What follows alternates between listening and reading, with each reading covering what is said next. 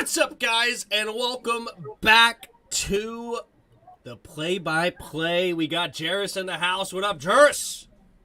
What's going on? I'm ready. We are ready. I'm ready to rock, and I'm ready to roll, and I'm ready to get it in.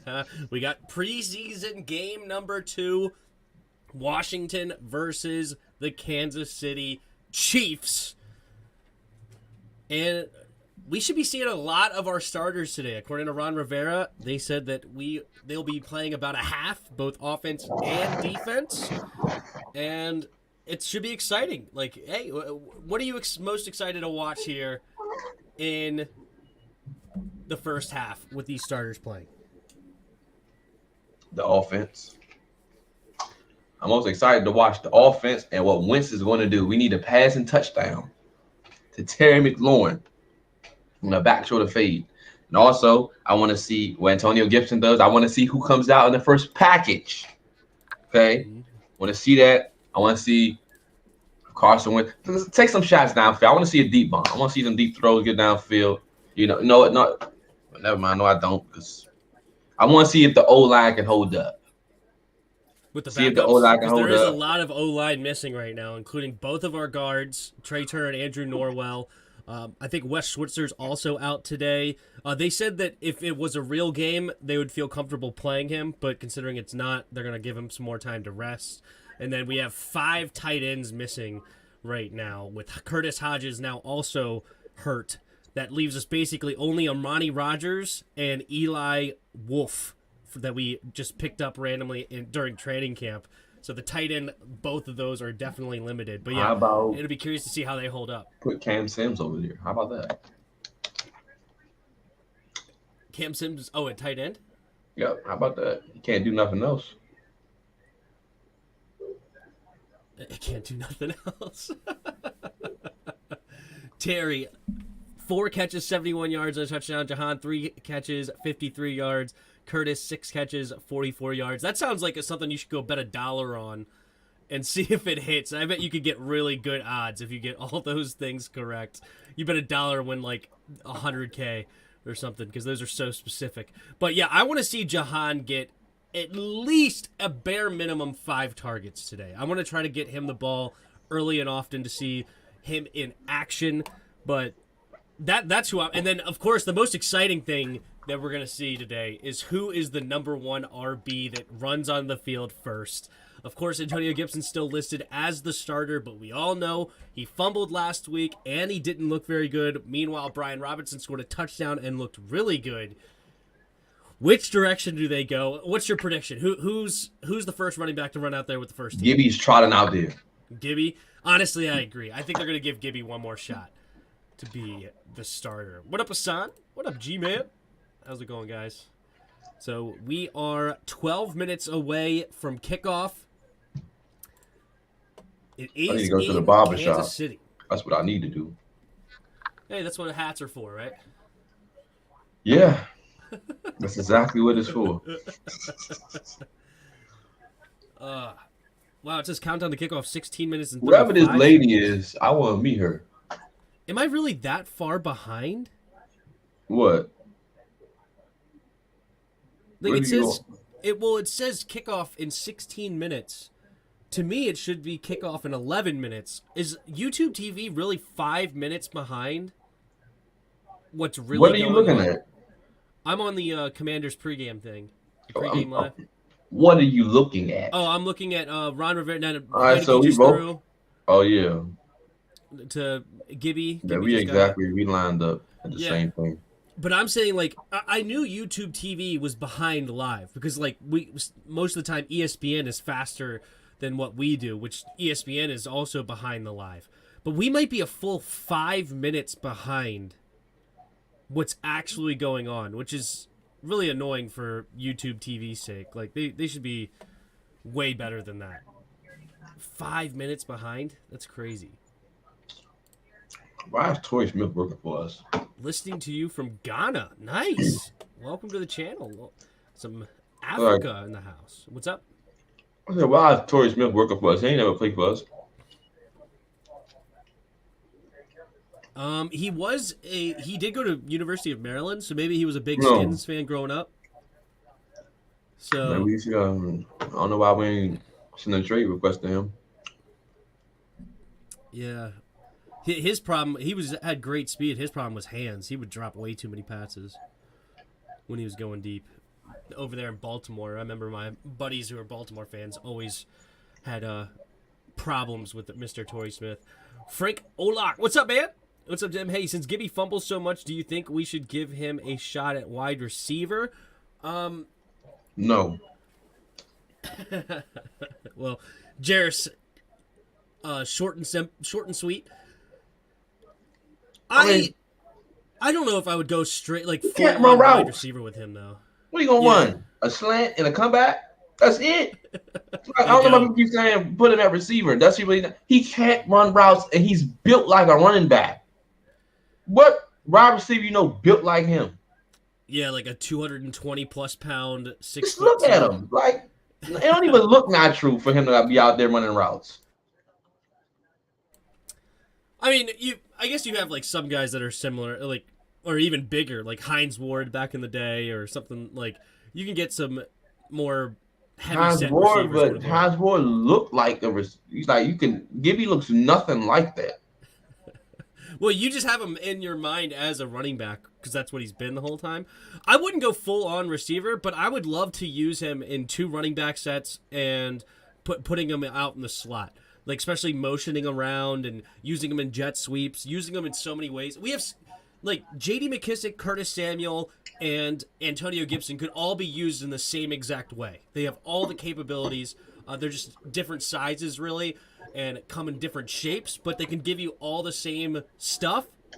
Use Brian Robinson on first and second down when you're trying to run it up the middle and want somebody with vision and just wants to get as many yards as possible as far as fighting for those 2 extra yards or 3 extra yards.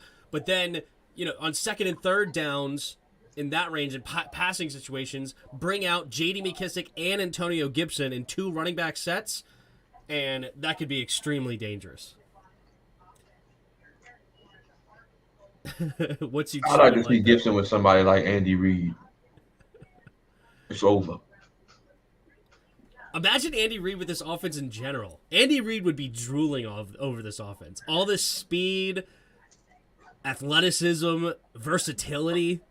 Andy Reid would just be absolutely in awe of something like this. Do you think Sam is going to continue to ball out this game? I don't know how much of Sam we are going to see, because if Carson Wentz plays an entire half, you got to think Taylor Heineke's going to play at least a quarter. So I guess we'll only see him for about the 4th quarter. And at that point, it'll depend on the score of what kind of offense we're running. But yeah, I think with playing with the 3s and 4s, I think he should and will continue to ball out like he was last week. So I don't really have any fear of Sam regressing in these situations when we're still playing pretty vanilla, because he's still got a lot to learn because he's a rookie, which is expected, but he's got talent. No excuses. The offense and defense better. Well, I don't give a darn. Play well. About injuries, I don't care. They better look like the team on the rise, period, and they better win this game. I want to at least look strong in the first half. Winning the game is not necessarily super important to me, but winning the first half would be good. If Mahomes plays a lot in the first half and we come out on top, that would make me feel really good. Well, I don't know why you say offense. The offense is fine. It's number one. The defense is the one that's trash. And I expect them to come out and move the ball down the field and score a touchdown on their first drive. He said offense and defense. I'm sorry. I must have not said No. You said that. I'm saying okay. to him, the offense don't even need to be mentioned. It's the defense that need to be mentioned. That's the problem. That, and we need to figure out who the heck this kick returner is, a punt returner, because last game, I don't know who they did anything.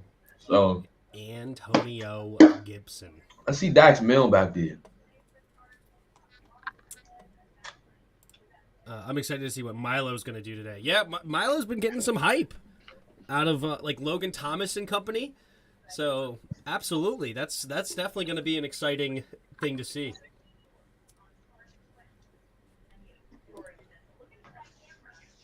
That could be another reason why they had on. Torrey Smith played with Carson Wentz before. I didn't know that. Oh, did he play in the Eagles together? I think he went over and played with the Eagles, I guess. Matt Cole. Didn't Matt Cole get cut? Or am I crazy? He's still on the roster. Oh, you know what? I read like somebody's like predictions, and I think I have that stuck in my head. Because some of the guys they predicted to get cut, I think got cut, but they didn't. So Matt Cole could be a return man, but there's almost no way Matt Cole's making this team. Tim the Stat Man. What up, expert JK? How you doing? Not giving the offensive pass or the special teams. They all better play well. I think they will play well. We ready. What up, Jacob? What do you all think about our starting running back today? We did mention that already, but go ahead, Jarris. What do you think about the starting running back?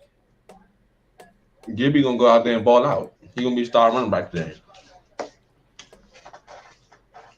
So you think he's gonna ball out? So he's gonna show why he needs to be RB1. Yep. Agreed. As you would say. I think he struggles. Tim, being a long fan, I remember you weren't high on Dotson. Has your opinion changed at all? High on Dotson is a harsh way to put it, okay? And I was harsh on the pick. Not necessarily because I thought that Josh Dotson couldn't succeed in the league. That was never my take. I just hated the pick at number 16 because that put so much pressure on a 5'10.5", 180-pound wide receiver to now live up to a first-round expectations, right? Like, people are like, hey, look at Tyler Lockett, or look at Deontay Johnson. Look at this receiver that's also a similar size, similar speed, similar route running, similar hands, all blah, blah, blah, blah, blah. Yeah, but those were second, third, fourth-round picks. Antonio Brown was a fourth-round pick. Tyreek Hill, I think, was like a fifth-round pick. Yes, guys like these size can succeed, and I'm hoping he will. He has Terry McLaurin to take pressure on him on the other side. He's got Curtis Samuel, who looks a lot healthier now. He's got weapons around him to help take pressure off him. My big criticism is I hate the fact that we took him at number 16. Take that same player in the third round, and I think that would be a great pick. Not really the pick I would want because I wanted a receiver with size, but I still would be looking at like, okay, that's great. It's a good value pick. It's a good player. It's a guy we can use. It's just where he was picked was my problem. And I think Jarris feels about the same way. Tell you what, he better be every bit worth that 16th pick because all these other receivers, if they pan out, we look stupid. We already look stupid. So all right. I'm switching over to the NBC version over there, Jarris, just to let you know. all right. We're 2 minutes away. Fight for Old GC. Everybody like yes, you could like both streams right now. Jarris and I are both streaming on each other's channels. If you are on one channel or the other, you can look down in the description below. At the very bottom of the description is my channel on his and his channel on mine. You can go over there to his, like the stream, and also subscribe to the other channel if you haven't already. Give both of us some love. Treylon Burks over Jahan Dotson. I just like Treylon Burks more because of the size. I felt like we needed a wide receiver with size, but the guy I really wanted was George Pickens. But it is what it is. Should have picked Olave. I wouldn't have liked Olave for the same reason. I mean, he's basically the same size receiver, 6 foot, 180 pounds, 5'11.5" or something like that. Like, yeah, he could be a really good receiver in this league. I just don't want him at pick number 11. Like, I don't like when you take those kind of size receivers and then put pressure on them to succeed when most of the time you could find receivers like that later in the draft and they still can succeed, right? Like, you could look at the other smaller receivers that are drafted in the first round, and some succeed, like Odell Beckham, but you have other ones like Corey Coleman that comes to mind, or, of course, what happened, unfortunately, with, like, Henry Ruggs, Jalen Reagor, or is that his first name? Mm-hmm. Yeah. Like, there's a lot of these smaller receivers that are speedsters that don't really succeed at this level, which sucks. Steelers got one on Pickens. I know, dude. I love that guy. What are your predictions for Jackson and Fuller this season? I know Jarris has some opinions on that, so go ahead, Jarris. Fuller's trash. Okay? That's my prediction. He's trash. Will Jack, if they play him in position, he can be that top 10 corner that we brought him here to be. If they don't play him in position, he'll just be trash too. Which the position is in a man-to-man press-up situation. Exactly. Like, he's not really a zone corner. He doesn't like to be off the ball. If you're going to run, he likes to get his hands on his receivers. This 4-2-5 crap, you need to play press coverage to give your D-line a chance to get back there. Because otherwise, you're literally asking them to get to the quarterback in 2 seconds. Literally. Yep. 2 seconds, and it's not going to happen. So you need to be playing press man coverage. That's what you need to be doing. Dotson hasn't done anything. Yeah, it does. It is unfortunate to not have even a catch in the first, especially when you look at a guy like George Pickens, where he had 3 catches, 43 yards, and a touchdown. But yeah, absolutely. Like, just calm down. It's okay. One preseason game does not mean one way or the other, especially in a negative light. Like there's like, think about Jamar Chase last year. Jamar Chase had like 10 drops or something in the preseason. Everybody's deeming him a bust, and then he ends up having one of the best rookie seasons the same year, just going nuts, right? It was like, the ball is not correct, and this, that, whatever. It's, is he going to be a bust now? He can't seem to catch the football. There's a lot of football to be played. Anything could happen. But go ahead, Jarris. He's a bust. He's a bust. Expert. I can't believe a lot of Commanders fans liked the pick. Yeah, they like anything. Well, that's true too. They convinced themselves to like the pick. No, Ron Rivera convinced them. You should have seen the daggone press conference. Oh, he reminds us of Steve Smith. Steve Smith. He reminds us of Terry. They buy that crap. I'm like, no, he doesn't. There's nothing about this dude that reminds you of Terry outside his character. He's no Steve Smith. That's what he said. He said he reminds me of Steve Smith. That's what he said. Steve Smith was a dog. Exactly. Steve Smith was not soft-spoken. Steve Smith's the kind of guy that looks at DJ Moore, or no, he's talking to Cam Newton, and DJ Moore's standing right next to him. Hey, should I start this DJ Moore kid? I think he's trash. I heard he sucks. Like, should I even bother? And Cam's like, yeah, you should start him. Yeah, go start him. And then he looks at it, he's like, DJ, if you lay a dud this week, I'm going to smack the crap out you. Like, and just that's the kind of way he played, too. Just that mindset. Jahan, good player, just different. Different. You better show something tonight. Right. I'm kind of upset. That we don't have Ricky Seals-Jones anymore. Dad would have. Hey, he with the Giants. Yeah, but it's hard to say. Like, I wouldn't say that we went into this with a lack of talent at tight end. It just sucks now that they seem to be all hurt. But the tight end talent actually was pretty darn good coming in, especially with the hits of it, what it looks like with Amari Rodgers and Curtis Hodges that seem to be really good back, like, 4th, 5th string tight ends. So we had a lot of competition at that position. When you look, Logan Thomas is hurt right now, but then you look at Cole Turner, our 5th round pick, John Bates, the 4th round pick from last year, then Amani Rodgers and Curtis Hodges, and then Sammis Reyes as well, who had some potential. There was a lot. John Bates' breakout son, he's not playing today. John Bust. Hated that pick too. Dotson may have my potential. I had him being had him behind a bunch of other guys, but I can see a path for success for him. I'm almost on the exact same page as this comment. I can see the exact same thing. Because, yeah, basically now he has to become the Antonio Brown to live up to the 16th pick. And that's a lot of pressure to put up onto a dude. Like, even if he becomes Deontay Johnson, he's not worth pick 16. Right? None of you were trading pick 16 for Deontay Johnson at any point in Deontay Johnson's career. That was never going to happen, right? Deontay Johnson was a nice, I think, late second round or early third round pick, not a first round pick. But here we go. We're about to get kickoff, and it looks like, let me double check. I believe we were kicking off, I think. So I think defense will be on the field first. But I could be wrong. I just saw it for a quick glance.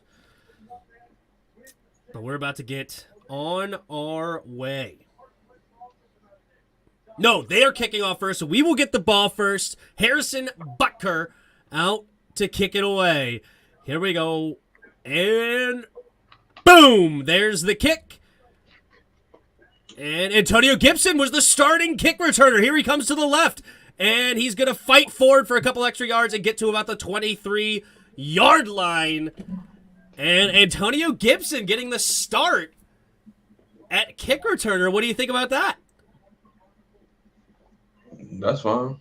I love it. I get that guy out in space. He's got tremendous athleticism. I think that is absolutely brilliant if we continue to use him in that way. All right, so Carson Wentz out, and it looks like Brian Robinson gets the start on offense. We have Carson Wentz under center, single back formation. 2 receivers to each side. Armani Rogers goes in motion. Still on the right side, though. Takes the snap. Handoff up the middle for Brian Robinson. Brian Robinson, who falls forward again, gets a gain of about 3. And that's what I love about Brian Robinson. A little jump, hop, but always finds a way to fall forward. Love it. All right, let's pull up the box score. All right, second down and about 7 here, and Washington, without both of their starting guards, but they do have their 2 starting tackles and center. We have Carson Wentz in the shotgun, 3 receivers to his left, Jahan in motion. Still stays on the left side, though. Takes the snap, 4-man rush, screen pass to Jahan. Got the ball. He followed his blocks well. There he goes, and he's going to get a gain of about 12, 13 yards. Nice, patient running there by Jahan Dotson. Following his blocks and good blocks out in front. Amari Rogers got a little... who was that? Charles Leno coming and smacking a dude. And Samuel taking 2 guys for a little ride there.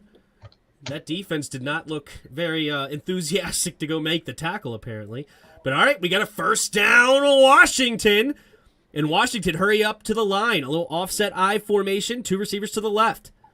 Jahan goes in motion, takes the snap, handoff up the middle to B-Rob. B-Rob slides through the line with a big gain, diving ahead, again falling forward for a 9-yard gain. Little RSO in the building. The Roger Smith offense going in with the power O. Armani Rogers with a nice block on Willie Gay. Setting up the hole. Oh, got a little huggy, though. You got to be careful with the arms to the outside. You could get called for holding. And then Eli Wolf was in the game as well, showing some blocking skills. All right, 2nd and 1. Brian Robinson still in the game. Single back. Tight end goes in motion from left to right. Takes the snap. Handoff to the left side. B-Rob cuts it up the middle. And he's fighting forward, slipping to a couple of tackles to get a first down. It is hard to bring this dude down. He gets a gain of about 3. But that's good for a 2nd and 1 play, moving the chains. How you liking B-Rob right now there, Juris? That's fine. I mean, I'm not impressed. Not impressed. Oh, here comes Antonio Gibson now in the game. Carson Wentz under center. Bunch formation, 2 receivers to each side.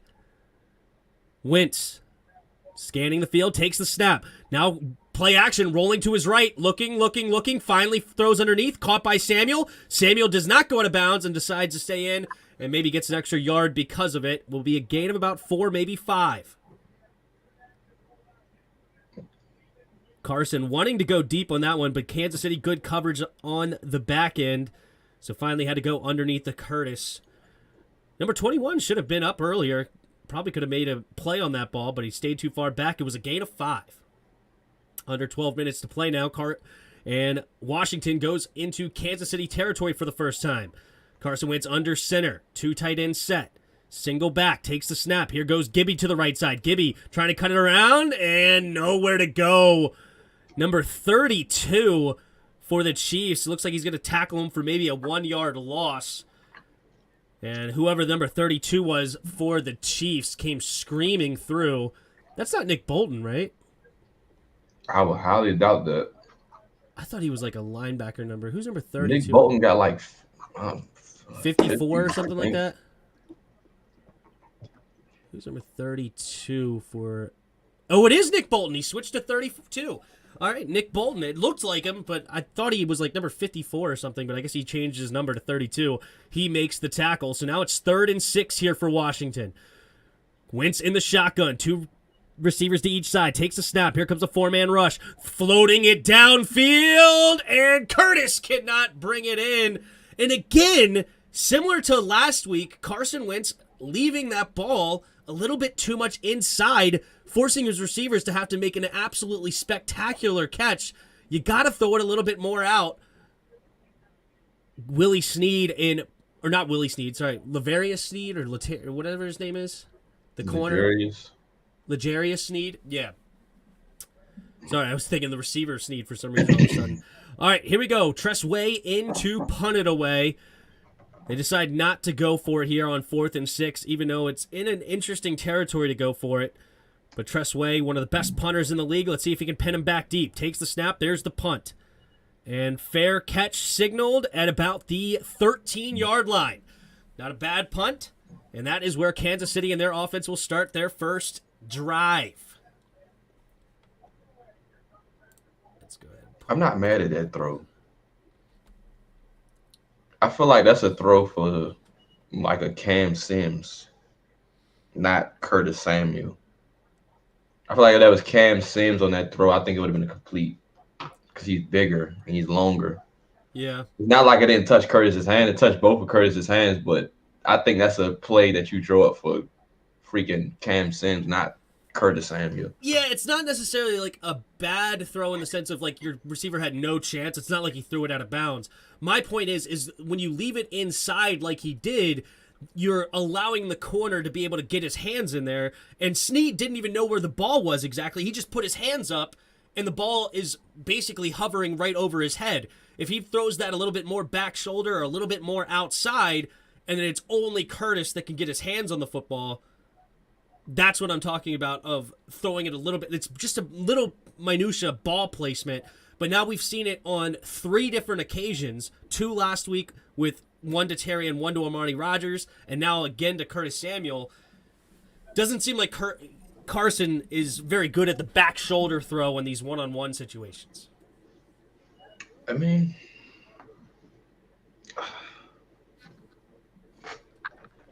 do you see what I'm seeing, or you think I'm out to lunch? I mean, I don't know. I just feel like that's not a ball you throw to Curtis. Like the personnel on that, like I said, that's Cam Sims. That's a catch. Yeah. Because of the big body and the long arms, that's an easy catch, and that's actually a good throw if it's Cam Sims. But it's a bad throw because it's Curtis Samuel. You just lead him up the sideline if it's Curtis Samuel. So really, that's kind of like a chemistry thing.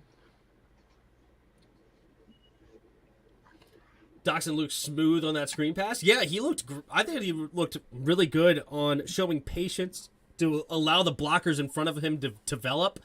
And he ended up getting a nice gain of 12 yards. Jahan Dotson was absolutely horrible in that play. The sarcasm. Oh, my goodness. But Leo Chenal is number 54 now. Interesting. All right, here we go. Pat Mahomes in the shotgun. Travis Kelce in the game, goes in motion from left to right, 2 receivers to each side. Play action, quick throw to the right side. Wide open is number 11. It's Juju Smith-Schuster for the easy pitch and catch, and that's going to go for a first down. That's Valdez-Scantling. Oh, I saw the hyphenated last name. I figured it was Smith-Schuster. I'm about to like, Juju ain't that small. I didn't know what number he was in Kansas City yet. I just knew he was on the team, and I saw the hyphenated last name. So I went right to Smith-Schuster. But no, it's Valdez-Scantling, as he said. All right, they're going to hurry up. Ooh, they almost got him to jump off sides. No call, though.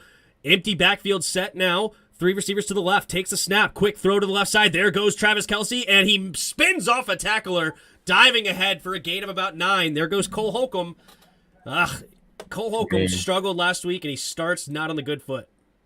He couldn't do nothing about that. One, that was a great route. It was, but it's more the tackle, how he got spun off the tackle. Not that he allowed the catch, because, I mean, it is Pat Mahomes and Travis Kelce. I told y'all they was going to motion him away from Cam. Here we go. Mahomes takes the snap, play action, rolling to his right, going deep, and incomplete. It was Benjamin St. Juice in the area, but he definitely bit. My problem has been with him training camp. He does not trust. He second guesses too much. Instead of just going out there and playing football, he keeps second guessing. That's his problem. Just go out there and play. When he stops second guessing himself, he can be that top 5 corner. I know he can be, but he just keeps second guessing himself because he keeps getting beat deep. Yep. All right, here's a big play. 3rd and 1. Heavy formation for Pat Mahomes. Offset eye to the right. Fullback run up the middle and dives ahead. Gets the first down.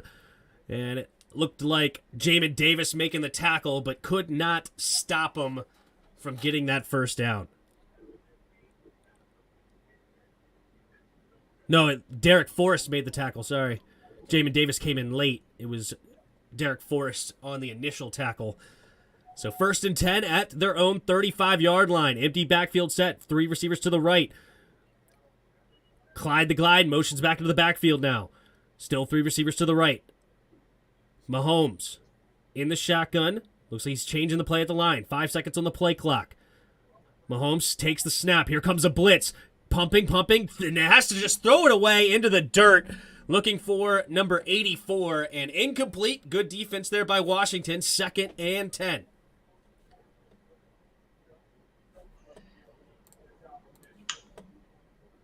Why is it not working? Whatever. I'll just have to get rid of it for now. All right, 2nd and 10. Empty backfield set again. 3 receivers to the right, but now Clyde motions back in. So it seems like that's going to be something they're going to do often. Empty backfield, but then motion him running back in. Quick handoff to Clyde. Clyde zigzagging around, and he's going to fight forward for a couple extra yards and gets a gain of about 4. 8:30 to go here in the first quarter, and we're going to have 3rd and 6 coming up for the Chiefs.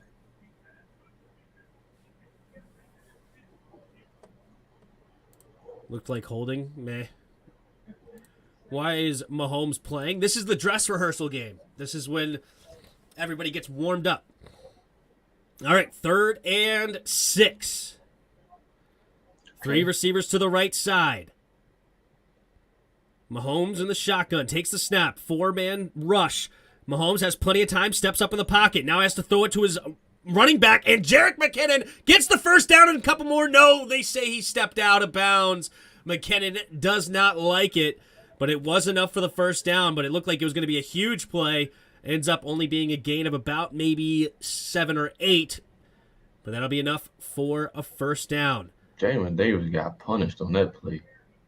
Ooh, Montez Sweat does get held there. Ooh, tough no call. And Cam Curl could not get there to stop the first down.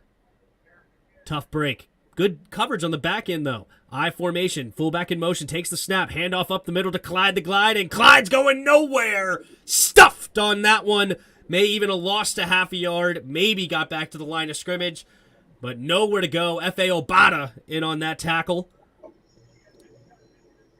Who was that first person? Looked like Derek Forrest was also in on that tackle. Down in the box where he belonged. And Jamin Davis also in on that.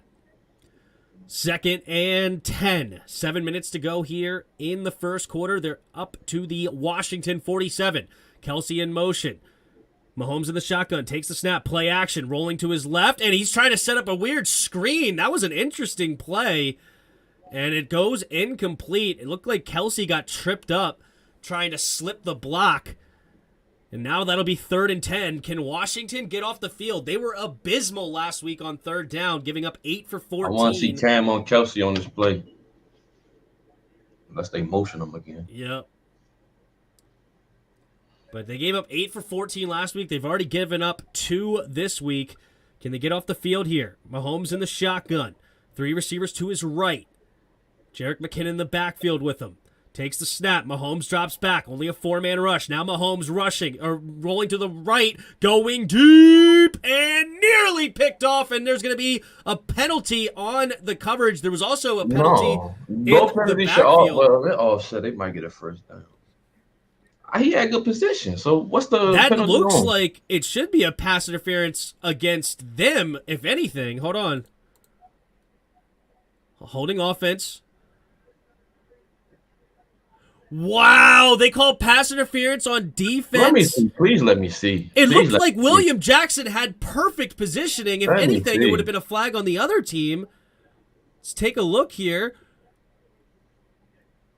Oh my gosh, that is a horrible call. William Jackson was in perfect position. They get the hold on Montez Sweat, correct. But, oh my goodness, I mean, Mahomes was looking like he was throwing to William Jackson. Meanwhile, the receiver had his hands all over him. That bails out, and it looks like the Chiefs will use their first time out, but that bails out the Chiefs, and that gives them a second chance here on 3rd and 10. But holy crap. That's a boy job. That was clean. That was clean. Perfect position, too. I mean, there's some hand-to-hand combat there, but William Jackson's the one in position.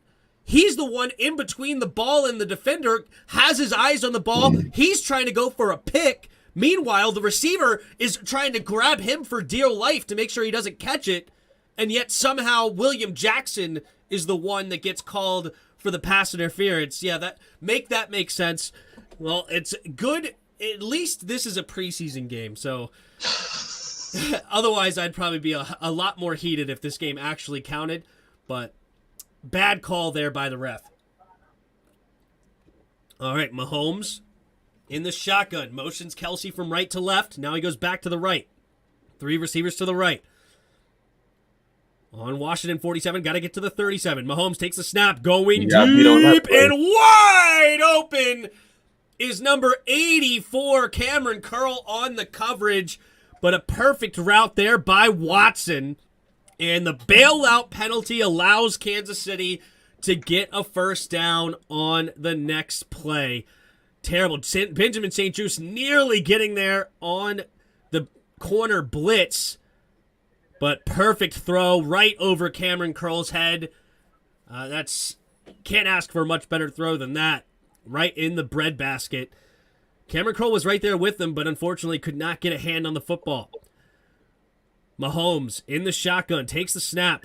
Inside the red zone now, pumping, going to the left side, and it'll be caught by Marquez Valdez-Scantling. Say that 3 times fast. And it'll be, looks like 2nd and goal from about the 6.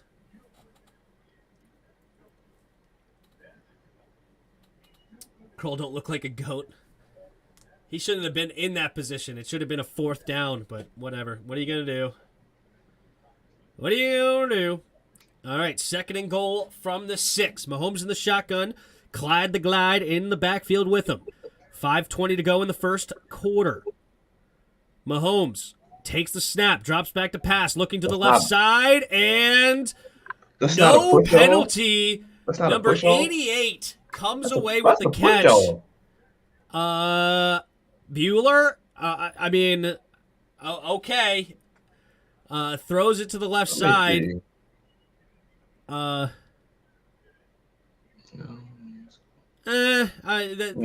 would have been a little bit. But it ain't surprised me that they went to Kendall. Yep, Fuller allows the touchdown. We shouldn't have been in that position to begin with. So Kansas City goes on the board first, 7-0. Harrison Butker in to kick the field goal from the left hash. The snap, the hold, the kick is up, and the kick is good. I mean, honestly, I like the way the defense played on that drive. I really do. Like I said, they got off the field. Yeah, but it's just a bad penalty. You're just like giving extra plays to Patrick Mahomes. Like, I guess. I can't be mad at it. I can't be mad at that drive. I really can't. We wasn't supposed to be on the field.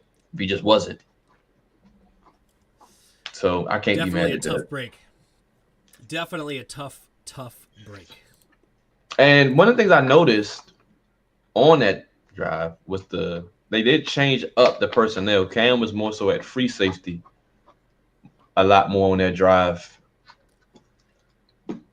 than in the back, as opposed yeah. to Derek Forrest. And he moved they put him at free safety, cornerback. Like they did like a whole rack of stuff with him, but mainly he was at free safety the most. Yep. Yeah, it sucks. Which I don't have a problem with at all. Because that might actually be what they need to do is put him at free safety and do something with the strong safety position rather. Put him on Kendall's side because that's the weak side. And that Will Jack figure it out over there.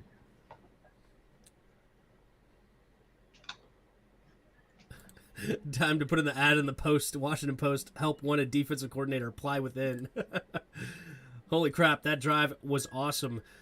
Yeah, I mean, overall, Mahomes looked great. Unfortunately, he did get bailed out with a very friendly PI call. But other than that one set of 3 downs where the defense looked pretty good, the offense for the Chiefs looked pretty much pristine. I mean, right off the gate, they saw us lagging back with Jack Del Rio's signature 12 yards off the line of scrimmage for the corners, and that was a quick pitch and catch for a first down. Then you went right to Cole Holcomb on Travis Kelce. That's a mismatch, 9-yard play. They didn't do much running on that drive. How many times did they carry the ball? 3 times. Burton, the fullback, got a first down on 3rd and 1. Edwards went 2 for 4. So they did a good job in the run game. But Mahomes did Mahomes things and went 6 for 9, 81 yards, and a touchdown. But all right, Washington's got to respond here. See if they can. Roger, shut up. Extremely high. The team if any of you are like, they got off the field, like they got bailed out by a penalty. The defense did their job. Like when you give extra downs to quarterbacks like Patrick Mahomes, you're going to get killed. You give them extra time to figure out a play to beat you over the top, or you know what I'm saying? Like it's Andy Reid. There's the kickoff, and it will be a touchback. You're giving Andy Reid an extra, like, come on. They seen the last play, the previous. Like, okay, that's what happened. That's the coverage they played. Okay, now let's run this play since they did that. So it's simple. Like, come on. Yeah, the refs definitely did not help us out on that drive. Roger, just shut But, I mean, up. it is Mahomes and the company. Roger, great. now you just I'm not taking anything away, reason. but, I mean, Montez Sweat got held on the play before that. That was a 3rd down and 6, and Montez Sweat got held and dragged to the ground. That was no call, but it is what it is. Here we go. Wentz under center. Bunch formation. Robinson the single back. Play action. Wentz steps up in the pocket, throws over the middle, has his man Terry McLaurin, sliding grab, and there's a gain of about 20 for Mr. 17. Move the chains. How you like that one? Love it. Good route. Maybe it was a gain about 15 for Scurry Terry. They give him 18 on the play. All right, sliding grab. Nice pitch and catch there.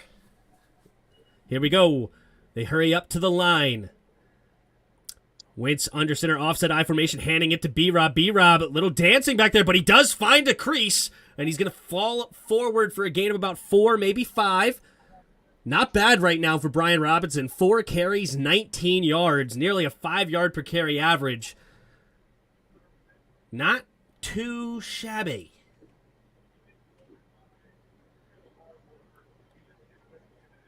Showing the contract Terry got. 3 years, $71 million. Bro got paid, considering he was getting nothing on that 3rd-round pick rookie deal. Good for him to get some money.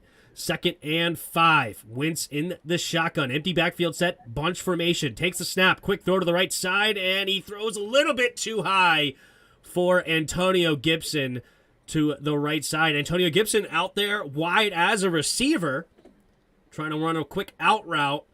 Not on the same page. And here comes a 3rd and 5.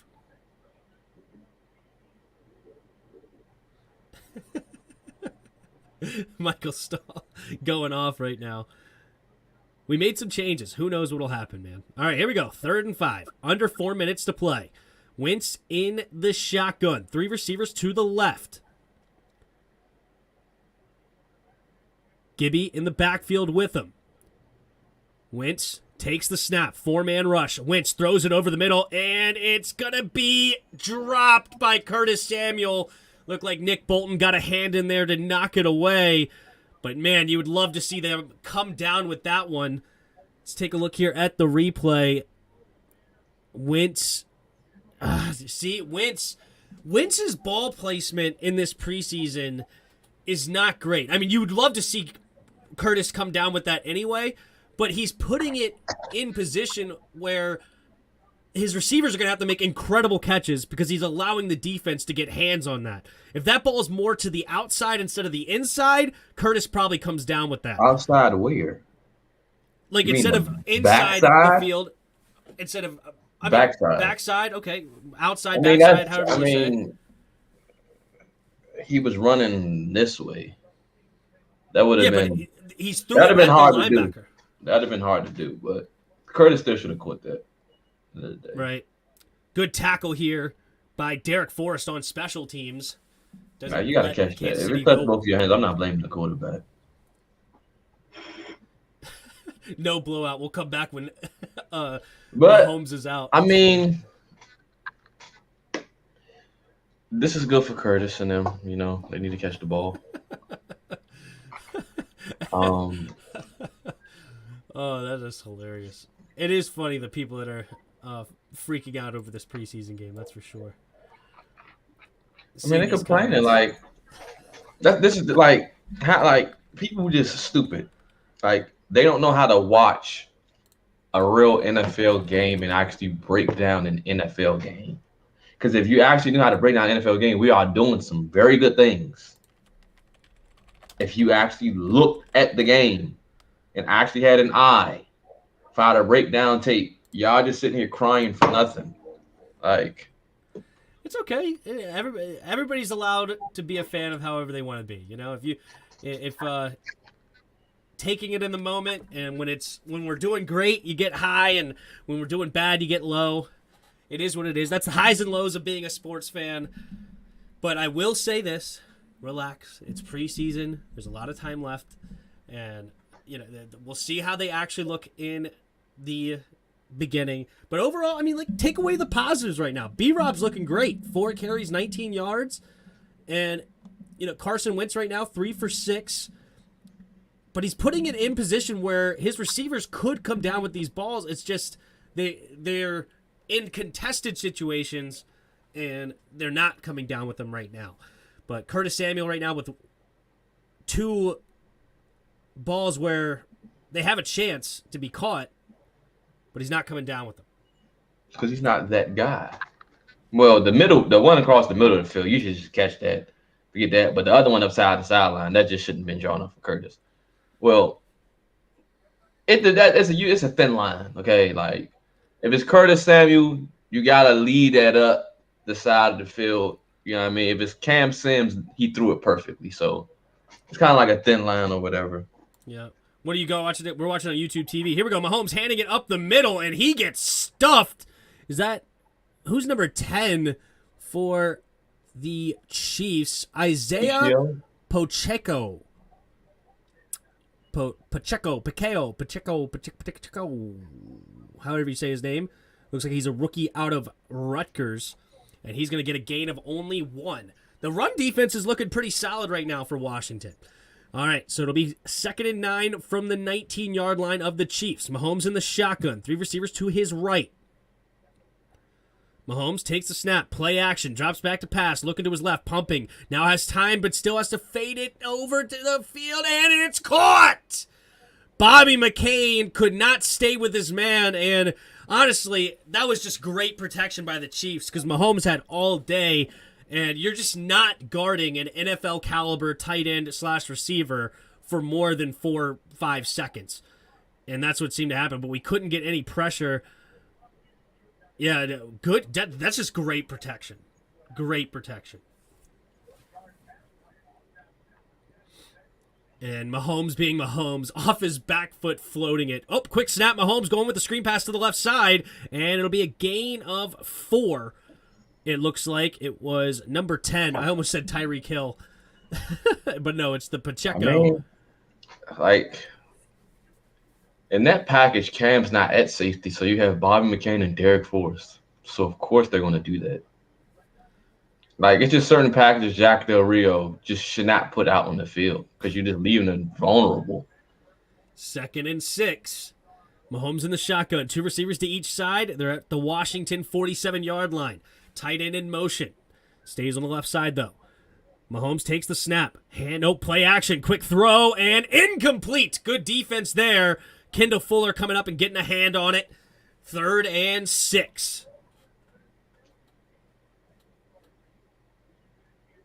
Seal whoop. Kansas City Chiefs, baby. Let's go. All right, Kendall Fuller. Good coverage there. Getting hand, looking for Valdez Scantling was Mahomes. All right, 3rd and 6. Can Washington finally get off the field? They have yet to stop him on 3rd down. 3 receivers to the right. Mahomes takes a snap. Looking. Now rolling to his left side. Scanning the field still. Back. Oh, my goodness. Mahomes is just so good. He completes the pass. How in the world? It looks so bad. Looks like NFL Street out here. He was running to his left, skipped up in the air, back throwing across the middle. It's what you teach your quarterback never to do. But when you're Pat Mahomes, and he somehow got it a sidearm around 2 defenders, I don't care who you are. I don't care what defense is going on. If Mahomes can make that throw, which he can, it's so impossible to guard. What a play. Mahomes in the shotgun, takes the snap, play action, drops back, has pressure going deep, and great defense by Kendall Fuller. Getting a hand out there, batting it away. It was number 24 for the Chiefs. Sky Moore, the rookie out of Western Michigan. They were going for it all, but Kendall Fuller staying with them. Excuses. Roger, you're not getting me on that one. I mean, good night. What do you want the defense to do? I mean, they're right there. He sidearm back throws between 2 defenders. I mean, good night. What a play by Patty. All right. In the shotgun, Mahomes puts Kelsey in motion. 2 receivers to each side. Takes the snap. Play action. Mahomes steps up, throws it over the middle. Wide open is Travis Kelsey. And now that was bad defense. Travis Kelsey right there on the side. Keep motioning him. Yikes. I mean, you can't leave Travis Kelsey that wide open. And sure enough, it looks like zone coverage. We're just bad at zone, man. We are so bad at zone. So 1st and 10 now for the Chiefs. They're getting close to the red zone if they're not already in it. It'll be 1st and 10, and it looks like this will be the last play of the first quarter. But go ahead. I mean, Kendall had 2 good plays. I'll give him credit for those ones. But it's pretty much obvious what they're doing. Like, I don't know how many times they attacked the left side of the field. They did like 5 times in a row.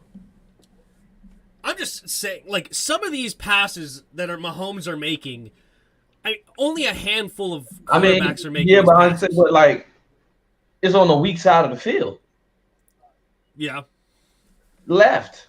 And I keep saying that. Like, and in some of the defensive packages, you have Bobby McCain, Derek Forrest, and free safety, a strong safety. Like, they're going to just. Teams gonna open their eyes wide open. Like, well, look at your safeties. Now you're definitely vulnerable. Like, those are packages because you can't, because you don't have DB talent outside of Cam as far as the safety position. Where's Steven Parker?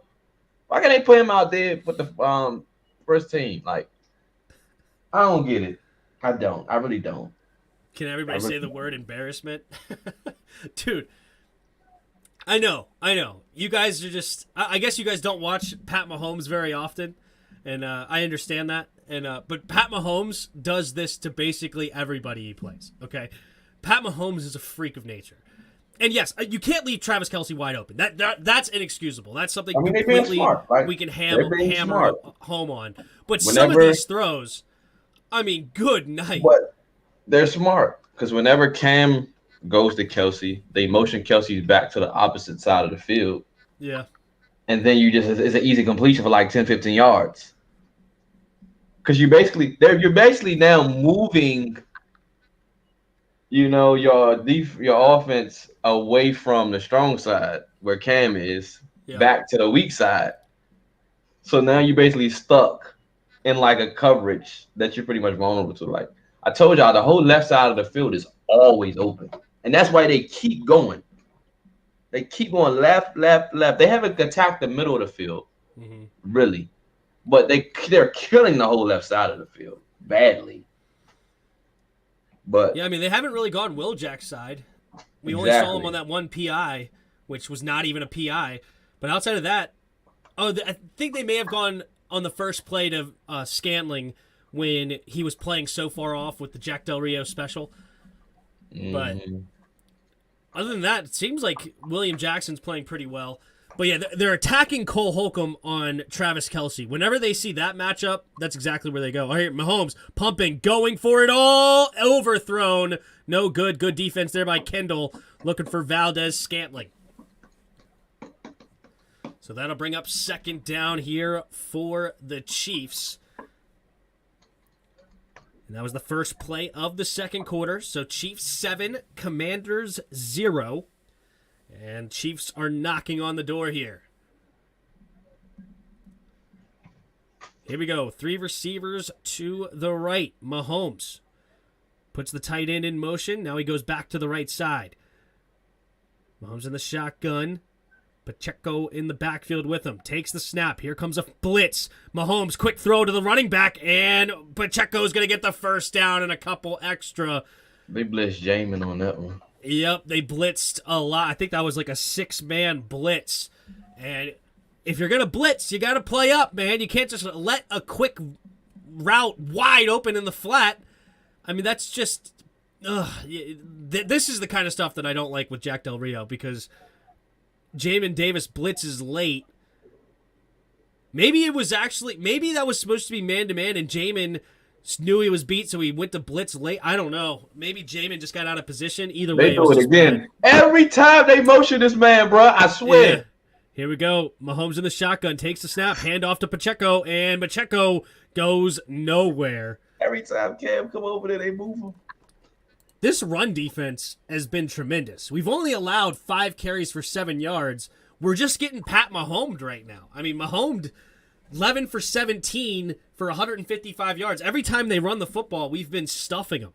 I mean, their longest run of the day is 4 yards. Jonathan Allen, 62 tackles, 10 for loss. Trash. It's 9 sacks. Here we go. 2nd and goal from the 9. Mahomes in the shotgun. Bruh, fix the freaking camera. I don't care about Patrick Mahomes. Takes the snap, drops back. Mahomes pumping, has time, rolling to his right, still scanning the field, looking, and has to just get rid of the football. Incomplete. Talk about preseason form. The cameraman has been let's talk about the cameraman. He's been trashed this whole game. Like, God dang. Yeah, he keeps zooming in on the daggone. I don't care about him. Put it on everybody. Maryland made We know who Patrick Mahomes is. Bro? Now we know what number you wear. Embarrassing.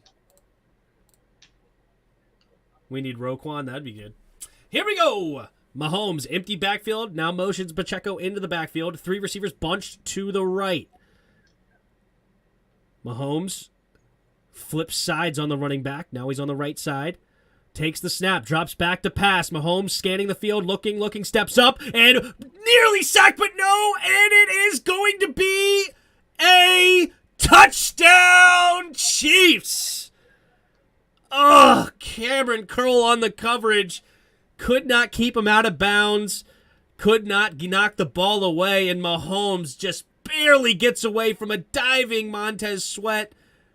And it looks like he does toe tap it. Great catch there. Is that Burton? Fortson. Fortson.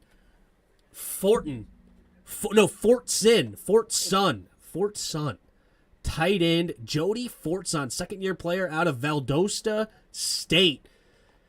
Gets 2 touchdowns today. I believe he had the first one as well, if I'm not mistaken. Yep. Fortson gets 2, and the PAT from the left hash coming from Harrison Butker. All right. The snap, the hold, the kick is up, and the kick is good. He kicks it over the net. Big booming kick there by holy crap, man. Holy crap. That was a hell of a throw and catch. Oh my gosh. Cameron Curl that was an incredible catch. Cameron Curl's literally right there, and like it's bobbling because Cameron Curl hit him. Oh, I mean, that's just tremendous catch, man. That is a tremendous catch.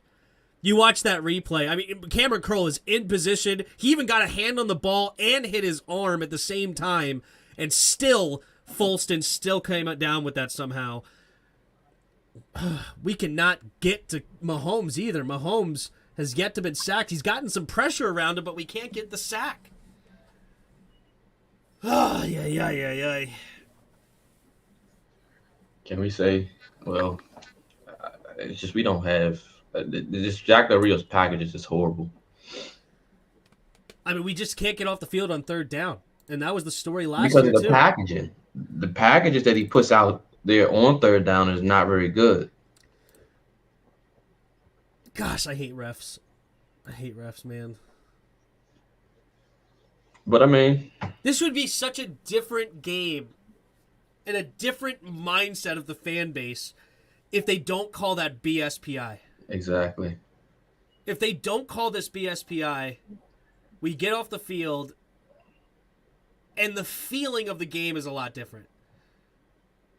But it is what it is. It is what it is because Mahomes is being Mahomes too. I mean, like, he is incredible. He's so good. These throws he's making in a lot of ways. Oh, I mean, when you get close to the goal line, you got press. You got to press up. You can't let players get free runs across the middle and all that. You got to press up. That's a great point too. Skinned him alive. Yeah, the linebacker was right there on Samuel, but he dropped it. That's the difference. Exactly. Like, if Curtis comes down with the catch, we're still driving, and who knows where it goes. Like, Kansas City's making contested catches also. They're catching everything that comes their way in a clutch time.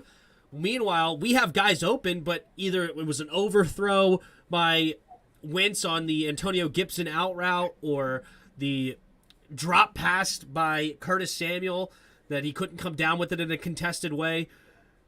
It's game of inches, man. Game of inches. What's up, Awesome in Sports? What's up, bro? What's going on? All right, Butker to kick it away. There's the kick.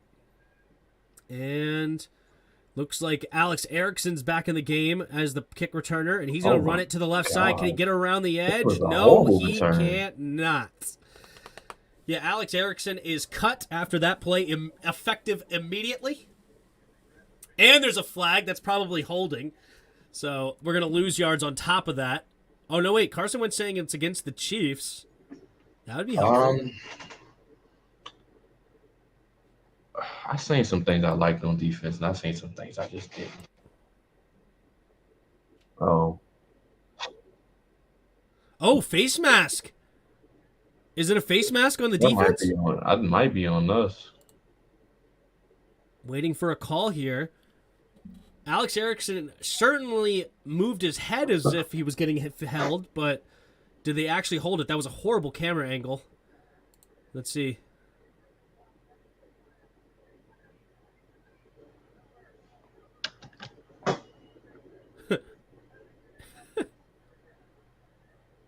All right, 15-yard penalty on the end of the run. Williams gets called for the face mask, and that's our largest play of the game. No, just kidding.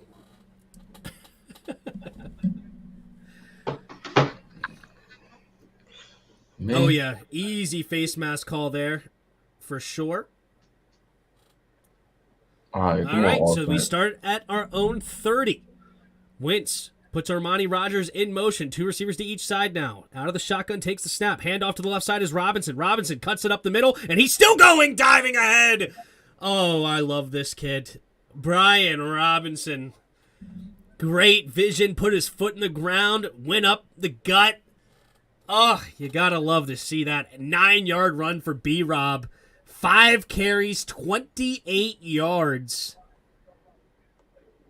Whew! He's looking strong, man. He is looking strong.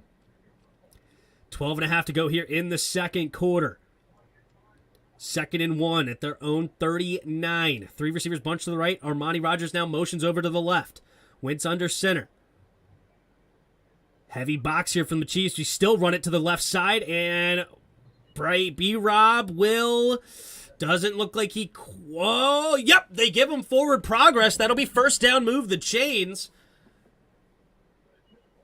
Good job, B-Rob. Heavy box right here, and he met the linebacker, and it's close. Yeah, I think the ball did cross the 40, so that should be enough to move the chains. First down, Washington. Under 12 minutes to go here in the first half. Carson Wentz in the shotgun. 3 receivers to the right side. At our own 40-yard line. 1st and 10. Wentz takes the snap. 4-man rush. Has time. Now throws it to the right side. Wide open, and caught him upfield is Armani Rogers. And Armani Rogers will get a gain of about 15. And that'll put Washington inside Kansas City territory up to around the 45-yard line. Good read there by Carson Wentz. Sees a wide open player. And good balance by Armani Rogers to not fall down on the catch. He had to extend out.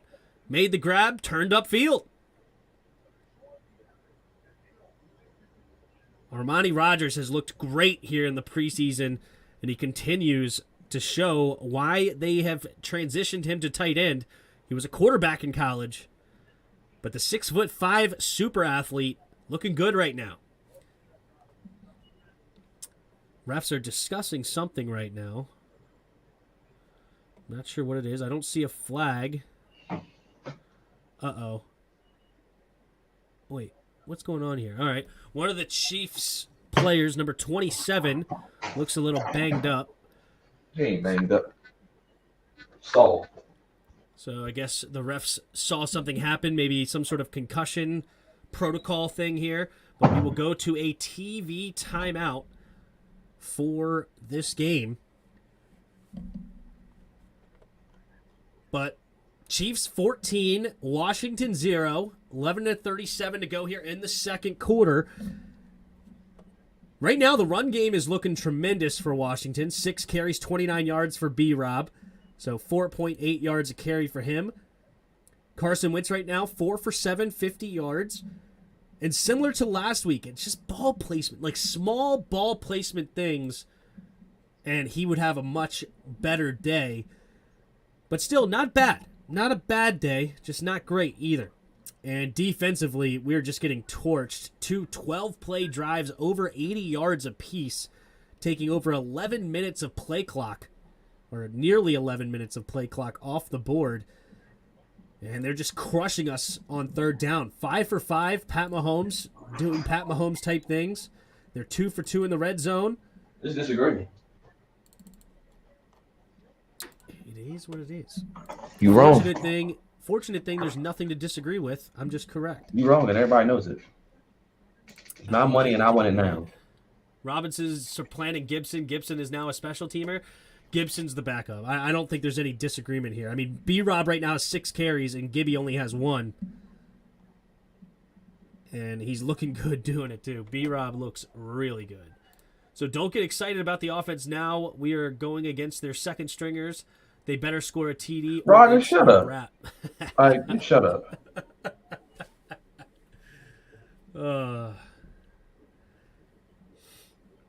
Crybaby. Are we sure all the second teamers are in right now? Is that a fact? No, they're not in because they still have the starters in. Both starters, if figuring Patrick Mahomes is still playing the second half, you don't think they're like the heck? That's stupid, bro. 210 of you in the chat right now. Thank you guys so much for being here. If you haven't already, hit the like button and subscribe to both channels.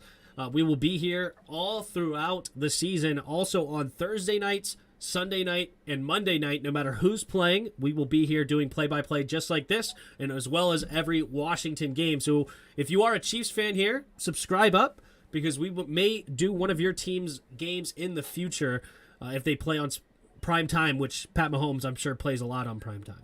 All right, here we go. Carson Wentz in the shotgun. 2 receivers to each side. Takes the snap. Quick screen pass. Here goes Terry McLaurin. And can he get around the edge? Not quite. He still gets a gain of 9. Nice screen pass there.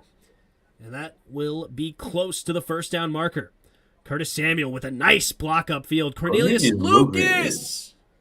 That's why I always say, the number one thing I look for in an offensive lineman, can you get to the second level? He cannot. Obviously, he is horrible. There's like a little hesitation there for some reason. If he just continued to run full speed, let Terry decide where he's going to go. You just run full speed. Don't hesitate, because that allowed the defender to get around him. 2nd and 1. Heavy formation here. Carson Wentz takes the snap. B-Rob up the middle. B-Rob bouncing off tacklers, and he will get the first down. Good blocking up front for B-Rob, and B-Rob finding the hole and gets the first down, moves the chains.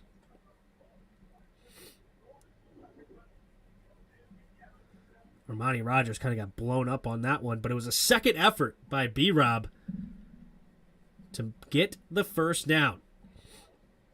It does look like the backups are in for Kansas City,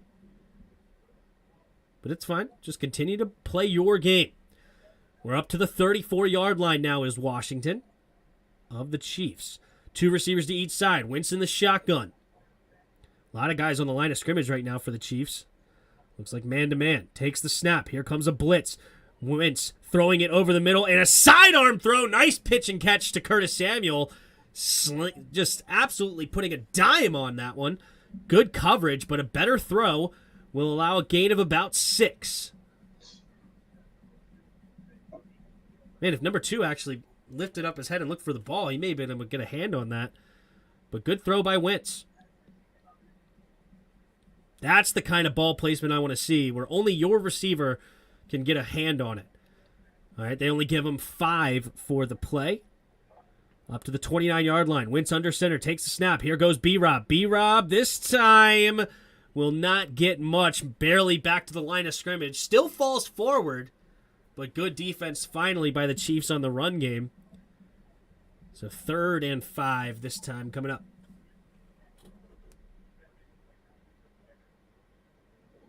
It's 3rd and 5. What you going to draw up, Scott? I would like to see you go to Terry on the 3rd down that I haven't seen in like 1,000 years. Like, this cameraman really pissing me off. Carson Wentz in the shotgun. Man goes in motion. 2 receivers to each side. Wentz takes the snap. Oh, it's a false start on Terry. Oh, no. Terry McLaurin. Oh, 76 false started first. They're going to call it on Sam Cosmi, the second-year tackle out of Texas. Too. I think Terry probably false started because of Sam Cosmi, because Terry was looking at the ball, but I think he probably false started because he saw Cosmi move. I like that shirt he got. Oh, Christian shirt there. The one, Jesus Christ, with the little thorn. What did they call that? Crown or whatever? Here we go. 3rd and 10 now after the penalty. 3 receivers to the right. Empty backfield set. Takes the snap. Only a 4-man rush. Wentz steps up, rolling to the right. Now has to try to escape to the left. And down goes Wentz. That just shouldn't have happened. That was just bad blocking. And that's the rookie Karlaftis, the first-round pick for the Chiefs. Comes away with the hustle sack here. Beats the double team. Nice spin move. Amari Rogers stopped playing. You can't stop playing. You got to play to the whistle. You can't just think that Sam Cosmi has him because he's blocking him. No, y'all both got to be on that. That was a nice play by Karlaftis. That was a nice spin move.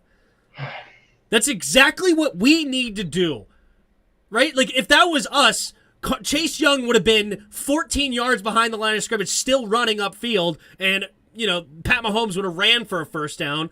Instead, he spins back. Oh, what in the world? And it is a touchback, not even close to a good punt. Not the best work there by Tress Way. So the 20-yard line is where the Chiefs will start. We'll see if Pat Mahomes still stays in the game.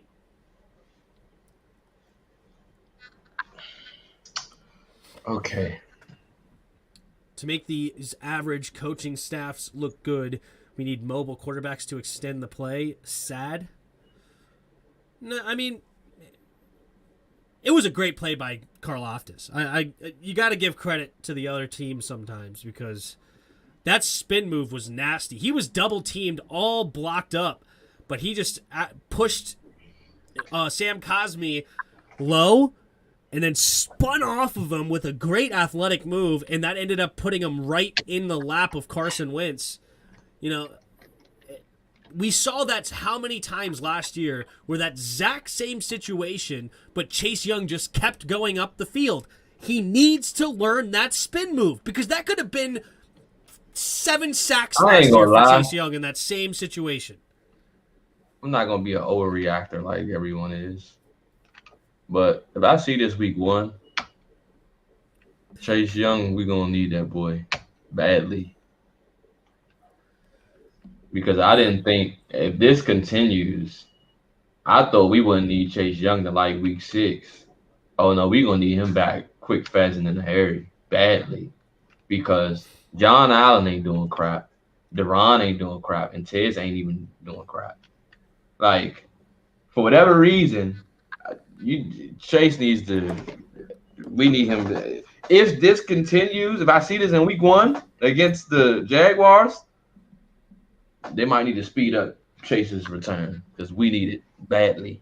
We going to need it because this is ridiculous. I mean, we can't get no pressure. Like, I don't know. I wouldn't say we're not getting pressure. I mean, Mahomes has had to move around in the pocket, but we just haven't been able to complete a sack. But it's just the D-line just seems like they're just non-existent. They're definitely not taking over the game, that's for sure. Austin Eckler got J.D. McKissick. All right, here we go. Takes the snap. Mahomes hands up off the middle, and it's going to be a nice carry here. Looks like Pacheco back on the carry, and it fights for extra yards against a gain of about 6. If they let the backup scoring on our starting defense. Is Mahomes out of the game? This camera guy is absolutely horrible. Can't even see the plays right now. Can we watch the football game instead of who cares what J.D. McKissick has to say right now? I'm trying to watch the football game. Dude's in the shotgun. All right, here we go. Yes, it is the backup quarterback now in the game. Takes the snap, drops back, quick throw over to the left side, and good tackle here.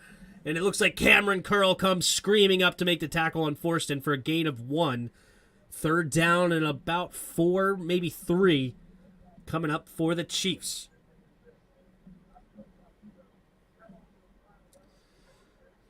Cam Curl looked bad today. Yeah, it sucks when you get scored on, but it was still good defense. It's just incredible catch. The deep one, unfortunately, did not look good. On that one, he definitely. I'll be the first one to tell you got beat, but that's not going to happen often. Pump fake, steps up, oh my gosh, here's a run for 1st down and extra. Oh my goodness. Bouchel gets the 13-yard carry. He's actually a good quarterback. I like him.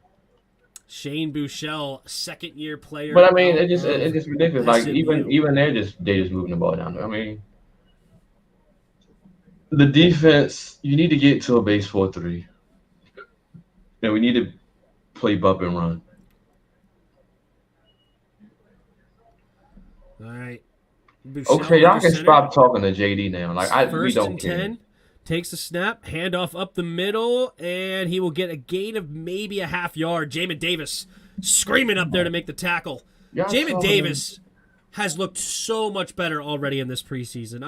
I'm so happy that Jamin Davis is finally not stuck in mud. I'd be even happier if JD get off the stag on screen. They talking to him like he's some superstar or something. Like, get him off the screen. Buechele, empty backfield. 3 receivers to the left. Buechele takes the snap. 4-man rush, steps up into the pocket over the middle and overthrows his intended target. Looks like it'll be 3rd and 9. Looked like somebody got a nice hit on whoever the intended target was. Of course, they're just showing me Bobby McCain, who had nothing to do with the play. Thank you. And now we're looking at J.D. McKissick again. The camera is top-notch right here. Hey, 95, we got T.J. Watt. 39. Buechele in the shotgun. 3 receivers to the left. Buechele takes the snap on 3rd and 9. Takes the snap, steps up into the pocket, trying to escape. Now he does, rolling to his left side. Still trying to get out, and nobody open. He has to run out of bounds for a loss of 1. One of the things I did see this game, they're not pushing the edge as much as they used to. They're pretty much trying to collapse the pocket. So I'll give them that. But what game are you watching? Are we watching the same game? Who are you talking about? I'm not sure who you're talking I about. can't take some. I don't want to say it out my mouth. I don't. Believe me, I don't want to say the words because I'm not an over exaggerator. But we might need it, man. Here we go. There's a nice punt. And it looks like Dax Milne gets it, and he'll get what he can. Gets a gain of maybe 7-8 yards. I don't want to see him. That's the last guy I want to see. Okay. Oh, Taylor Heineke is going to be coming onto the field for the last 3.5 minutes, so we will not see Carson Wentz for the entire half. It was close. Saw him for what, 4 drives? I think the D-line suffers. Only 3 drives. I think the D-line suffers from the back end. Yeah. That's what I think the problem is. It's the back end. Like, you can't have Derek Forrest and Bobby McCain playing free safety and strong safety. You can't have that. At no point in time. That is a package you need to take out of your playbook. Like, it's just, you can't have that. Teams, their eyes are going to get huge. They can go vertical easily with those guys back there. You just can't do that. The personnel has been horrible as far as the secondary is concerned. Jameis played well. But that's all I can really take away from the defense. There were some packages that I liked with Cam at free safety. But we need more DBs. Like in this coming draft, we need to draft a DB. Like what we need is linebackers. We should have got. Holcomb has been getting torched. We should have got, but this the packages too. I mean, Cole Holcomb was torched last year.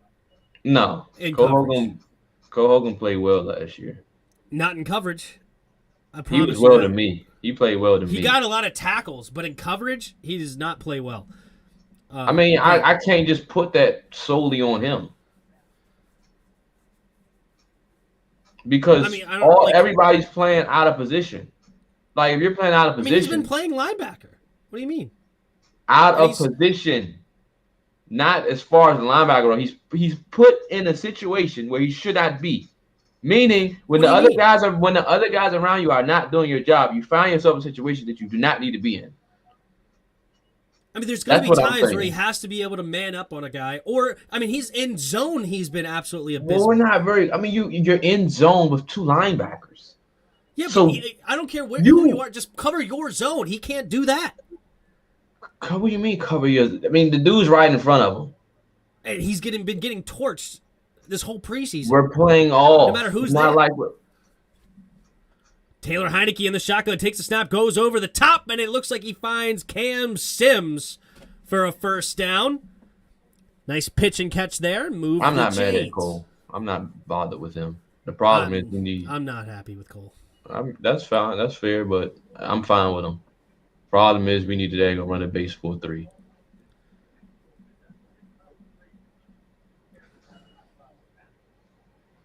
Here we go. Taylor Heineke in the shotgun. Takes the snap. Drops back to pass. Heineke trying to set up the screen. Finds Antonio Gibson. Nice grab. And Antonio Gibson turns upfield. And he'll get a gain of about 8, maybe 9 on the play. Is that a one-hand grab there by a little Antonio Gibson? Play calling is dull. Or the coaches... or the organization is dull. The play calls have been fine on offense. I have zero problems with the play calls on offense. I don't know what you're complaining about as far as play calls on offense. There's nothing to complain about. It's just drop passes, a bad throw here or there. The play calls have been fine. 3 receivers to the right side. Heineke in the shotgun. Takes the snap. Play action. Going deep. And Diami could not quite come down with it. Oh, Diami undercutting the throw. It looked like he was in perfect position, but he couldn't bring it in. That wasn't a bad throw by Heineke. I would have caught that. Diami, you can't alligator arm that. Attack the football. You're like catching it out here. If he attacks that football, that's a catch. Instead, you let the ball go into the defender, and he gets batted or bounced off of the defender's arms. Ugh, come on, dude. 3 receivers to the right side. Handoff up the middle, and Gibby looks like he will fight for the first down. Gets about a 4-yard gain. What happened to Antonio Gibson? What happened was a guy named Brian Robinson happened. That's what happened. What's my problem with play calling, dude? You don't have a field goal of the starters. Are you kidding me? What do you... Yeah. There's people that are open. Like, just because Carson Wentz overthrows a dude or Curtis Samuel drops a pass doesn't mean it's a bad play call. Like, this is, oh my goodness. I don't know what you want from a play caller. Like, if you're in Madden and you call a play and there's a dude open and you throw it to him and your trash quarterback overthrows him, or if, like, it's not the play call's fault. Like, I mean, he's been calling great screen passes. We've been doing well on those. The run game has been doing well. Like, guys are open. We're fine. Like, the quarterbacks are throwing it to him. We're trying to go deep. We're hitting all areas of the field. We've done everything. This is not a vanilla offense right now as far as we've attacked everywhere on this field, and we've done it in different ways. I think it's vanilla. I mean, it's vanilla as far as preseason. Like, of course, it's not like high-level, extreme stuff, but we've been putting dudes in motion. We've been hitting screen passes. We did running back screens. I don't got a problem with different directions on run games. What I want to say is I can't really say it because it's preseason. I'm like, you would like to see Terry get a ton of targets. You would like to see Jahan get more targets. But like I said, it's preseason, so I can't say that. I don't have a problem with the play calling on offense either for the second straight preseason game. I don't. I don't care if you criticize, G-Man. Criticize all you want. Be correct. That's all I care about. I don't care that you're criticizing. If you want to criticize, like, Jack Del Rio's play calling, no problem. I don't have a problem with what Scott Turner called today. I don't. I just, when guys are running open. You've dropped players, drop passes. Yeah. Okay, it's preseason. This is what we want. This is what you want, okay? I'm pretty sure it's a whole ton of play calls, creativity, and all this extra stuff that we got locked away. Yeah. So I'm not really worried. Like I said, the offense to me, I'm fine with. But what I think, just as long as they target Terry, we're fine. You know what? What you're saying? Skin them alive. You've been here for a while. You're an avid viewer, right? Vanilla with the capital vanilla. What do you want to see? Like, what have we not done today that's, like, making you say that the play calling's bad? What in the world are you seeing that it's like, oh, that was a horrible play call. That was a bad play call. That was a bad play call. I see dudes that are open. I see us attacking downfield. I see us nice power O run game. We've run left, right, this, that, whatever. We've run all directions. We've run screen passes to both Jahan and Terry. I'm seeing a variety of plays that are scheming people open, and we're just not executing. I don't know what else you want. Heineke in the shotgun. Takes a snap. 2 receivers to each side. takes the pass, throws it over the middle, finds Jahan Dotson open over the middle, and he's going to run for the first down. 1st and 10, Washington. Ain't nothing wrong with the offense. Just drop passes. Yeah, thank you, T Reaper. Appreciate it, but yeah, I mean, I mean, it's fun to go back and forth with. And to me, well, we'll get into it in the first half. Let me write it down so I remember. Okay. All right, here we go.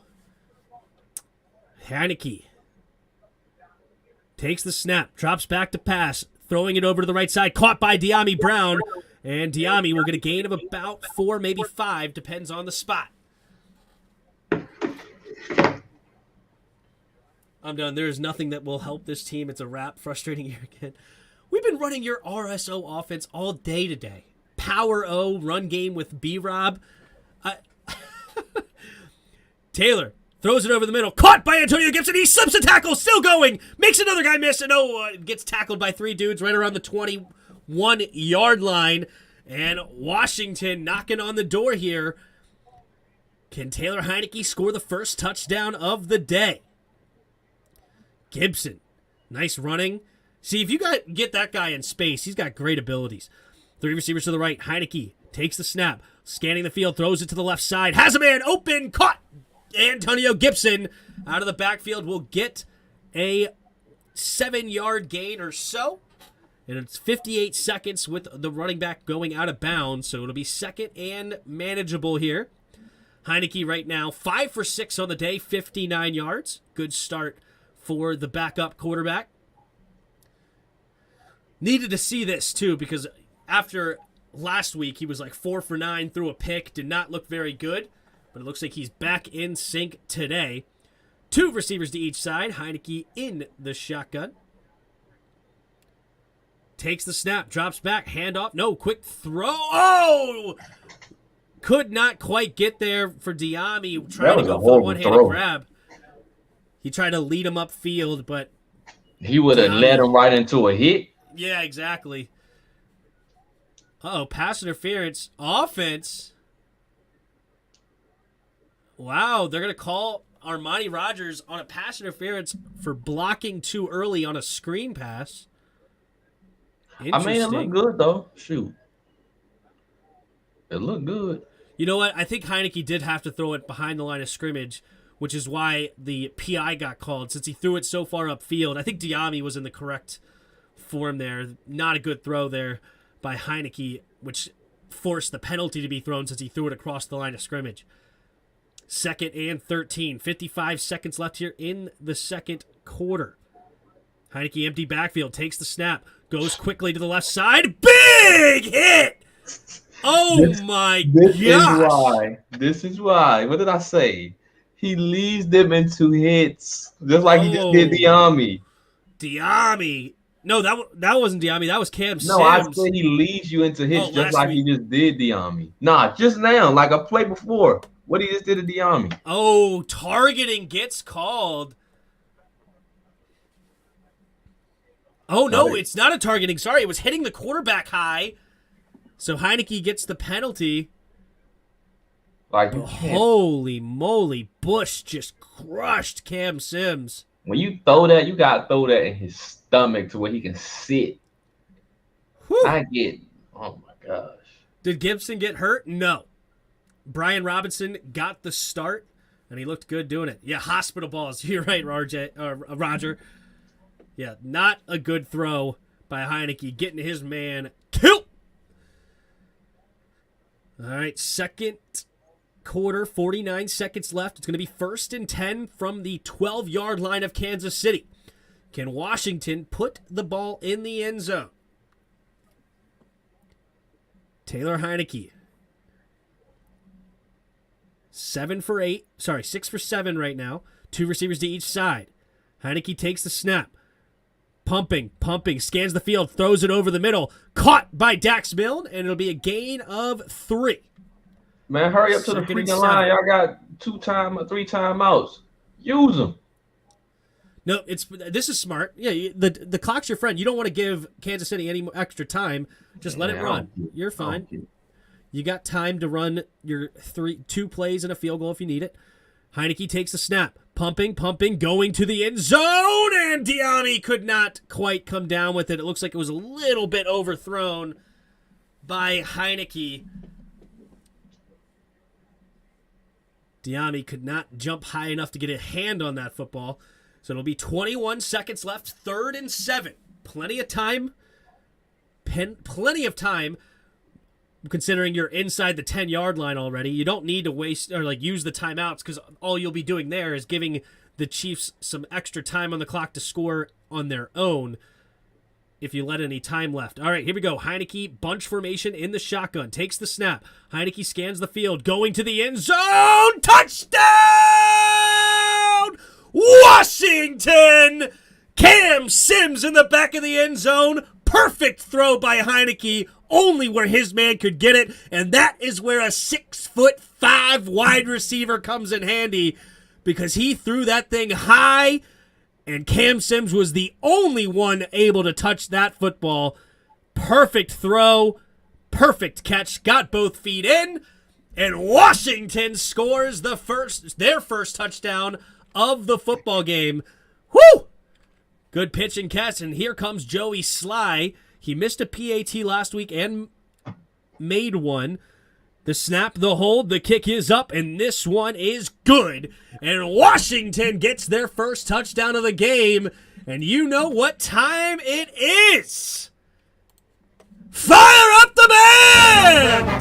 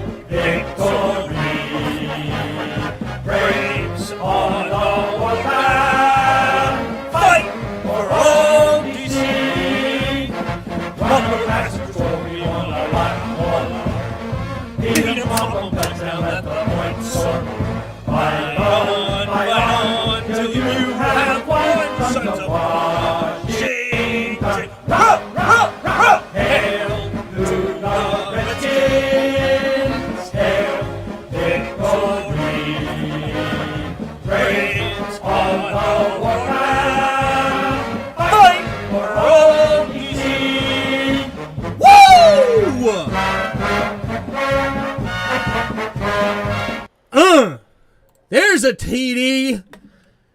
We're on the board. Here goes Joey Sly to kick off. Boom, there's the kick. And it will be returned out of 109-yard return here if he goes. And Pacheco will only get to about the 15-yard line. Good coverage, and there's a flag on the play.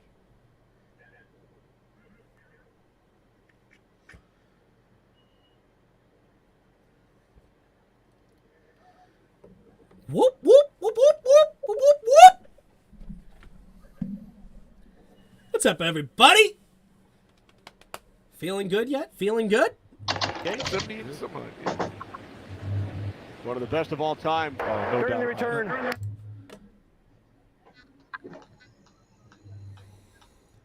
All right, penalty on the Chiefs on the return, but there's only 10 seconds left anyway. I see why he returned it. That makes sense, because there's only 10 seconds left anyway, so may as well try to make it a house call.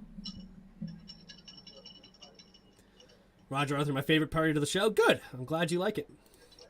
Don't we have a new fight song? Ask me if I care.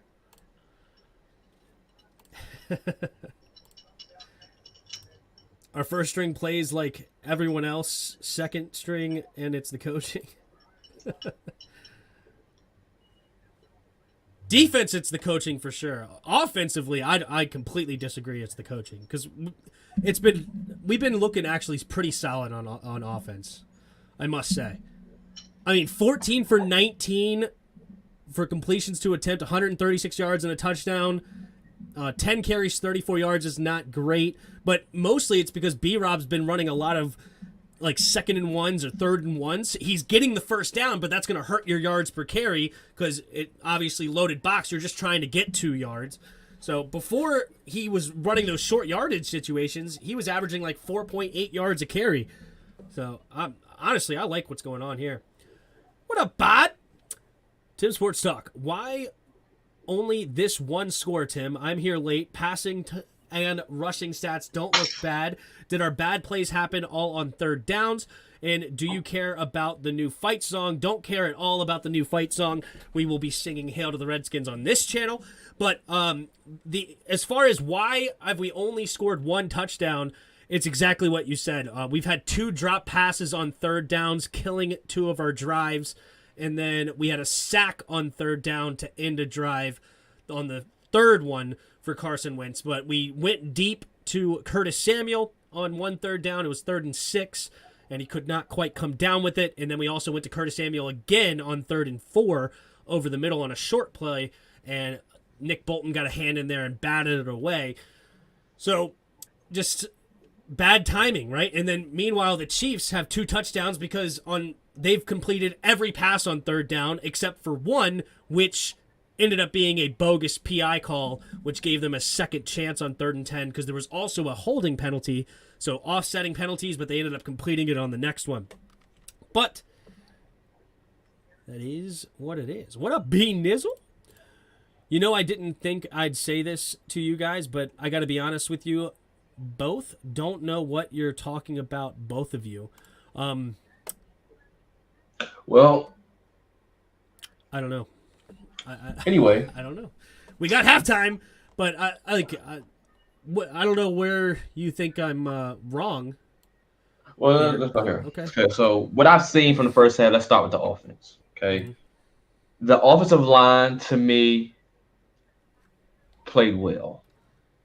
Carson Wentz only got sacked 1 time. He was pretty much clean for the majority of the game. So that's one of the things coming into the game due to, like, we had a depleted offensive line coming in. How could they protect Carson Wentz? Would they be able to last the entire half, which they were able to?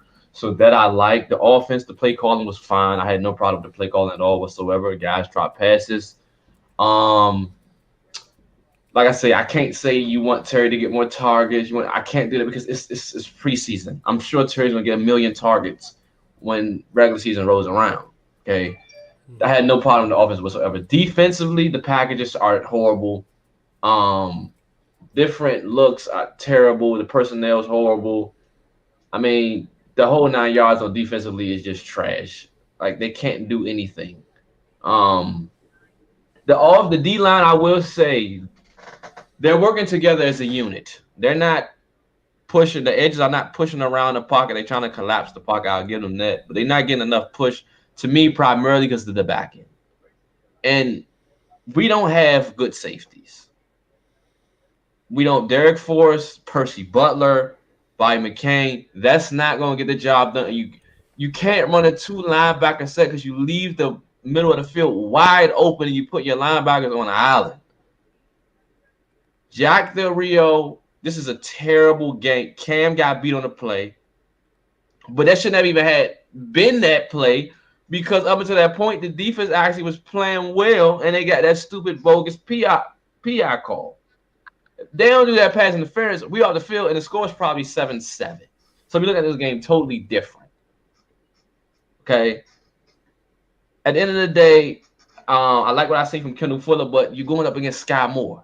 Okay, you're not going to be going up against Sky Moore and Valdez Scantling, and so if anybody expect me to give him any kind of credit, I'm not giving Kendall. Well, I'm not overly going to be overly. He had a couple of nice plays. That's cool for Kendall, but like I told y'all, the weak side of the field is wherever Cam isn't. They consistently attacked the left side of the field the entire time. It was very rare they went to the right side of the field. They rolled out where left. The left side of the field is vulnerable. It's vulnerable. They picked and choose when they went and attacked the other side of the field. We need to change the personnel. Otherwise, we're going to be screwed throughout the course of the season. What up, Red House, not Roadhouse? Thanks for the super chat. $9 says, the boys are back. What up, Jared? What's going on, Red House, not Roadhouse? We were trying to get R&R. Wilson. That's your nickname. Your nickname is going to be R&R. I like that. Thank you for at least being honest. Yeah, you can't even get a field goal with your first string. That's a problem. That's an issue, my friend. I mean, obviously it's not There's always next. it's not good, and you want to improve on that. Absolutely. It's just, where does your blame go is the problem. And I just disagree that it's the play calling. That's where I disagree with you on. I completely agree that the offense needs to do better on third down. Before Heineke came on the field, I believe we were 0 for 2 or 0 for 3 on third downs. Heineke just got 2 of the first down. So if memory serves me correct. But yeah, we're not efficient on third down, which is the most important down for your offense, right? You can do well on first, do well on second, but if you don't do anything on third, you ain't going very far. And that's the difference in this football game. Kansas City right now is 6 for 7 on third down. We're 2 for 5. What do you know? When we were succeeding on third down, we end it with 7. When we have drop passes and sacks on third down, we don't succeed on third down. And it's crazy that we got a sack. That was max protection, or at least a tight end in there to help block. And they only rushed 4, and they still only got a sack. That's not play calling. You had enough blockers to protect for your quarterback. You got to protect your quarterback, right? And unfortunately, it ends up being a sack. That's unacceptable. We haven't got a sack on any quarterback they have so far, and that's frustrating considering we're sending blitzes, we're trying to get there, but we're not getting there. Meanwhile, we have 6 blockers, they have 4 rushers, and they get a sack. We have to be able to protect Wentz longer than 2, 3, 4 seconds when you have 6 blockers to 4 rushers. You have to be able to protect, and that's something that we couldn't do well in the first half, and it cost us. And we also had some drop passes. Defense is a problem. All the criticism that you guys are talking about on defense, I'm not complaining at all, because it's just not good enough on defense. It's just true. But on offense, the play calling is not the problem. It's the execution of said plays. That's what I see. Maybe we should call plays that don't have drop passes. True, Bod. True. Hashtag facts. You know, I forgot the drop pass is built into the play call. You know, I forgot that. If you call a play, you know ahead of time whether it's going to be a completed pass or a drop pass. We have to call the plays with completed passes drawn up in the play. True. Like I said, Carson is still mediocre at best. At least Antonio is getting us some yards. Well, no. Antonio is not doing that great. He's only got 3 yards on the day. It's B-Rob that had 31. But something that I'll give you guys credit is Wentz is not looked good enough for me. As far as, he's looked okay, but ball placement is a problem right now early for Wentz. Can he change it? Absolutely. Can he get better? Absolutely. But the deep throws that he's been tossing out there, he's leaving it too far inside, which allows the defender to get a hand on the football, and that's what's causing our receivers to not come down with it, right? He threw one too far inside for Terry last week, one too far inside for Amani, and this week it was too far inside for Curtis, and those all 3 passes were on third downs. Again, that's not Scott Turner's fault. That's on Carson Wentz. You got to get the ball to the outside where only your receiver has a chance to put any hands on the football, and it's those little minute details. You watch Pat Mahomes throw this game, he is putting it exactly where it needs to be for only his receivers to come down with it. You think about that 3rd down and 10 over Curtis Samuel's head. Or not Curtis Samuel's head, sorry, Cam Curl's head. It was a perfect dot. Cam Curl had no chance of getting a hand on that football. If he threw it a little bit too short on the play and underthrew it, that's a tipped pass. Even though he's beat, that's a tipped pass, and we're off to the races. So you wouldn't say it was a play. It was play. Who do you blame it on? I blame Curtis Samuel for not coming down with the football, and I blame Carson Wentz for not throwing an accurate pass to the point where only his guy can come down with it. That's who I blame it on. Just like I said. I agree. Red Wings, forget about Taylor. Let's see Sam. Well, we'll see Taylor for a little bit longer. Even though that was 10 completions for Taylor, we may only see another drive or 2 out of Taylor, and the rest of the game will probably be Sam. Don't be surprised if Sam Howell becomes starter at week 13. Bad things happened if that's the case. That's not good. Receivers got to catch those. If it hits your hand, stop making some excuses, Tim, not all on Wentz. That's fine. And I've said I thought Curtis needs to make the third down catch, especially the one across the middle. What you're asking, when you're Carson Wentz, what you're asking your receivers to do is be phenomenal, right? They have to make a spectacular, over the top of the defender, crazy catch that would be a highlight reel catch. Do you want your receivers to make those? Absolutely. Absolutely. But when you allow the defender to get a hand on it, now you're making it a questionable catch or not. That's my whole point. Yes, would you like to see the receivers come down with it? And should they come down with it? Absolutely. No problem with that whatsoever.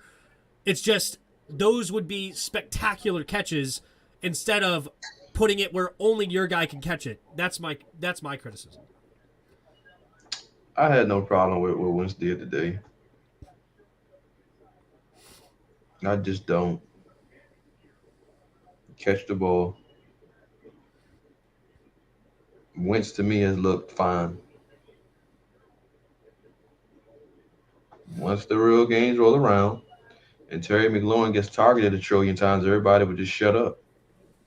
But you should just shut up now because it's not a problem. It's no issue. Like, extend Matsko for life. True. The O-line has looked good. We paying him $14 million though? Who are we paying $14 million? Curtis. Oh, true. Bruh. Yeah. Oh my gosh. I have no problem with y'all that. do realize Curtis didn't play basically all last year, right? So this is literally real preseason Curtis. Like, what is wrong with y'all? Like, do y'all just not understand things and not take things? Well, you say all the time, you got to come down with it. Your hands are on the football, you got to come down with it. And I said that.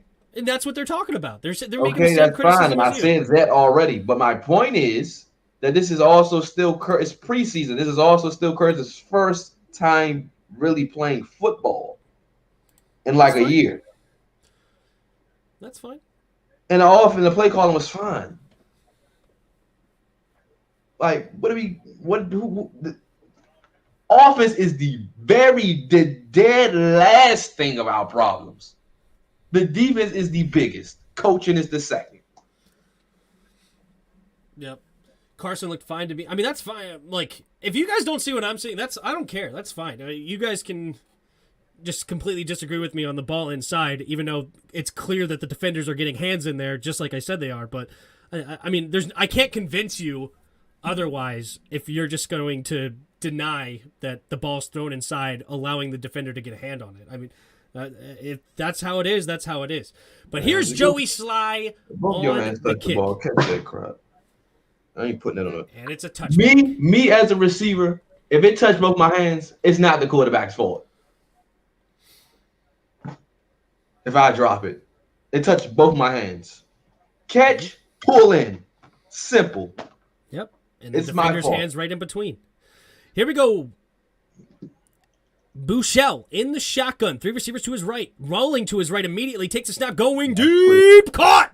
Quick. Number 82 makes the grab. Right. Out of bounds. Right. Big play. Danny Johnson. Who the other guy? It's Jeremy Danny Reed. Johnson and DBs or are Butler, trash. number 35. Trash. I'm not sure. Danny Johnson and Jeremy Reeves. First and 10. I Trash. saw a flag. Did they pick the flag up? Oh my gosh, this man Sam. They set a flag on the bottom, but I guess it is false information. But here we go. 1st and 10. Bouchel in the shotgun. Up to Washington, 48-yard line already. Takes the snap. Drops back. Quick throw to the left side and incomplete.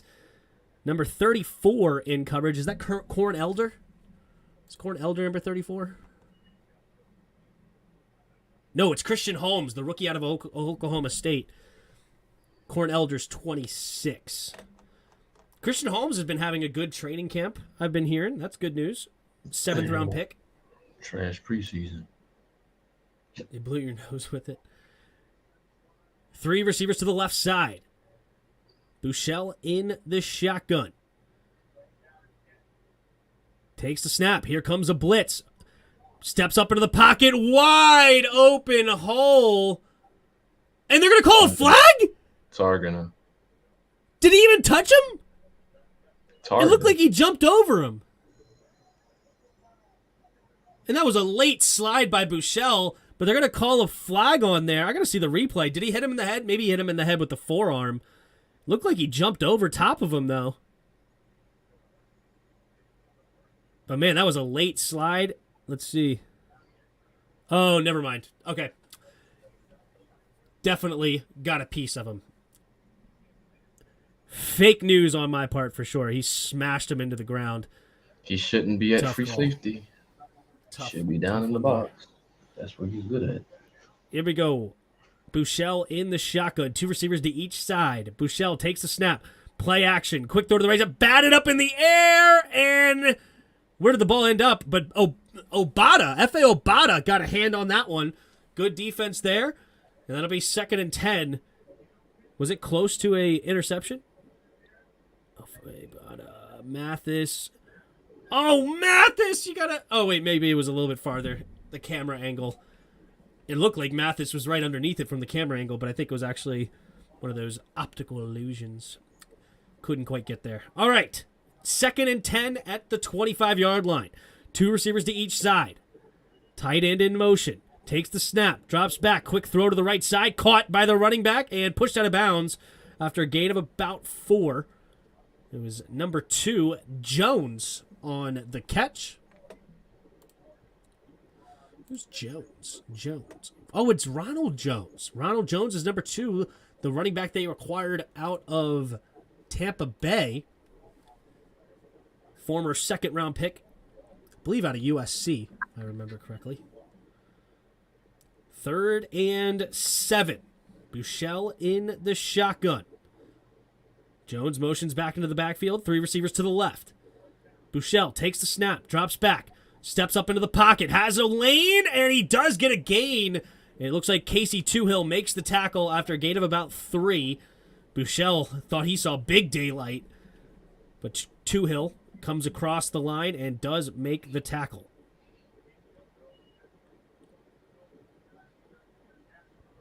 Third down and 4 coming up for Washington. 4th and 3. 13 minutes to play here in the third quarter. Can Washington... Oh, they're going to force a field goal. Okay, good. 36-yard field goal for Butker. Butker, a tremendous kicker in this league. Quick, the snap, the hold, the kick is up, and the kick is good. So the Chiefs extend their lead 17-7.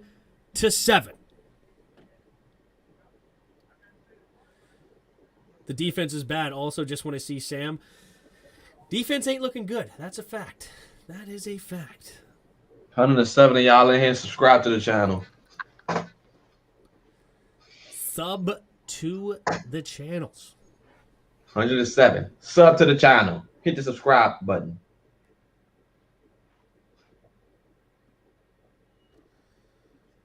Looks like I got 12 new subscribers today. Thank you guys for subscribing. How many viewers on your channel? 40. Oh, okay. Can we simulate the rest of the game? Right.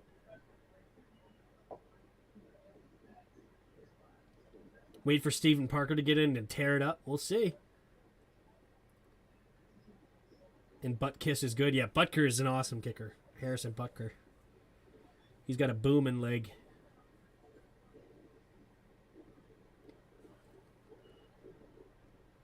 Alrighty.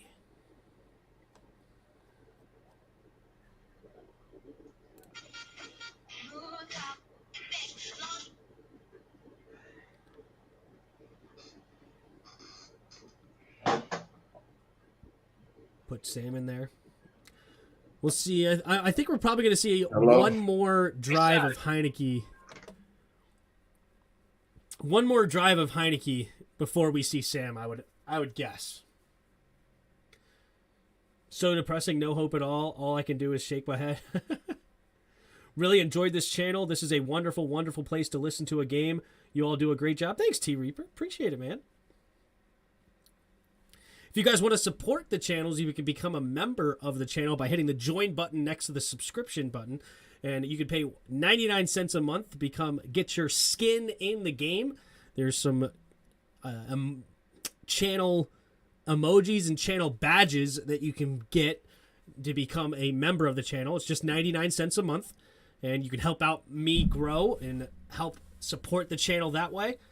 And as well as there's a going deep emoji, there's a statistically speaking emoji, there's a we ain't dead yet emoji, there's like a couple of other channel specific emojis that you can get, as well as channel badges. So if you can join, that would be greatly appreciated for sure. Thank you guys, everybody that are in the chat. Yeah, that's true too. Going 0-3 in the preseason is not necessarily a bad thing as far as historically for us. All right, here we go. We're going to get a return here, and it is number 83. I think that's Matt Cole. No, it's McGowan. Kierick McGowan, the third-string kick returner in the game, and he's only going to get to about the 17, 18-yard line. So here we go. Is it really too much to ask to get one crisp drive from the starters in 2 games? We did get one crisp drive in the first game of Carson Wentz. I think it was the second drive where B-Rob scored a touchdown, right? But unfortunately, we didn't get a great crisp drive this game. Yeah. Here we go. Taylor Heineke in the shotgun. Man in motion, takes a snap, handoff up the middle here. It looks like it is Jonathan Williams, and Williams will spin around and maybe get a gain of about 1. Was it the third drive last week? Yeah, maybe it was the third drive. The starters ended up scoring a touchdown.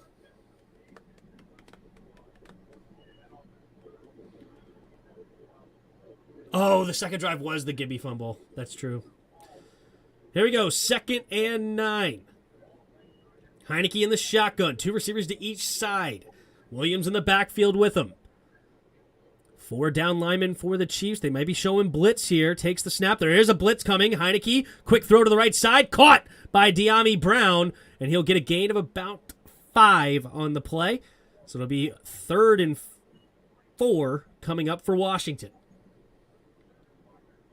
I thought that was TH in the second string. No, Carson Wentz scored Carson Wentz was on the field when we scored the touchdown drive with B-Rob.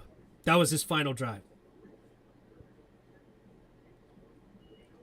That's in a nutshell. There's no crispiness in this team, offense and defense.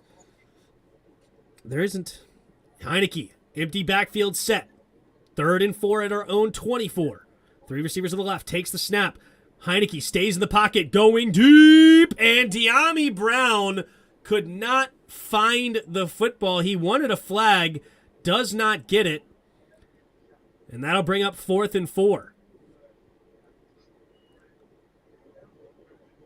So that'll bring out the punting unit. Heineke going deep, looking for De'Ami, and we just cannot connect on the deep passes so far in this preseason. That's been unfortunate. I disagree. I just think you're just wrong about that. 4th and 4. You're wrong and you know it. Tressway punting it away. I don't try to ignore it now. Booming punt caught around the 26-27, and we're going to get a return here. Slips. Nice tackle. Who was that one on the hit? It was Shaka Tony coming up and making a nice hit. I'm hearing like There's something coming from your mic, Jairus. I'm not sure what it is. It sounds like a beep noise.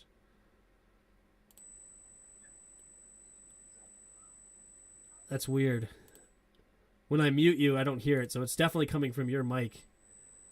Maybe unplug your mic and plug it back in. I ain't unplugging nothing.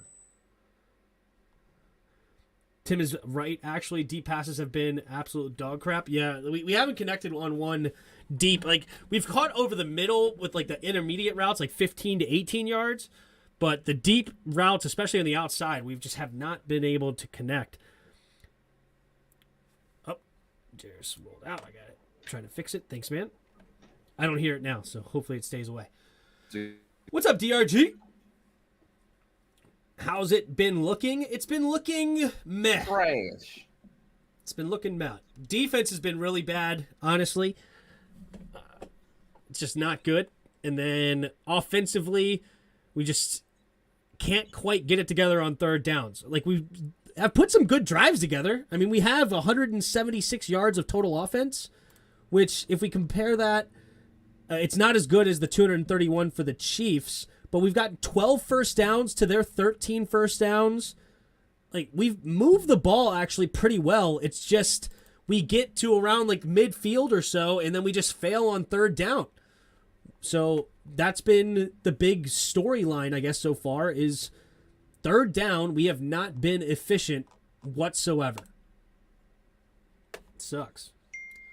It's been looking terrible. Don't sugarcoat it, Tim. They suck, and you know it. The offense has not looked terrible. And garbage. That is completely fake news. We've moved the ball quite well. Carson Wentz 6 for 9, 64 yards. That's 66%. That's completely fine in today's NFL. Taylor Heineke's 9 for 12 with 83 yards. Running the football. Before, Brian Robinson had to get a couple of short yardage carries on like 2nd and 1 and 3rd and 1. So that brought his average down. But at one point he was averaging 4.8 yards a carry before he was just trying to get the short yardage stuff. So the offense has actually looked overall, I would say, slightly above average. It's just the third down plays we've messed it up and then killed our drives is basically what's going on. But we've moved the football. Defensively, we've looked like dog crap, and we allow a big play again. Play action for Brochelle, and he is going to be... refs are actually discussing it. Did he step out of bounds or not? We're talking to Tressway now on the sideline. Nobody cares about Tressway. And the play is snapped. Bouchel pumping, going deep, and incomplete. Pumping. Got some pressure around him. Good defense there, but it's 2nd and 10 now for the Chiefs. Just wrong.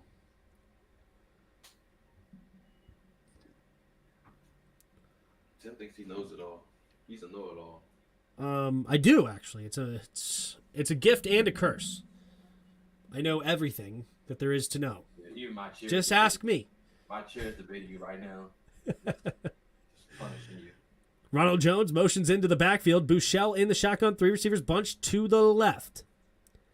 Takes the snap. 4-man rush. Quick throw to the right side. And there's the Jack Del Rio special.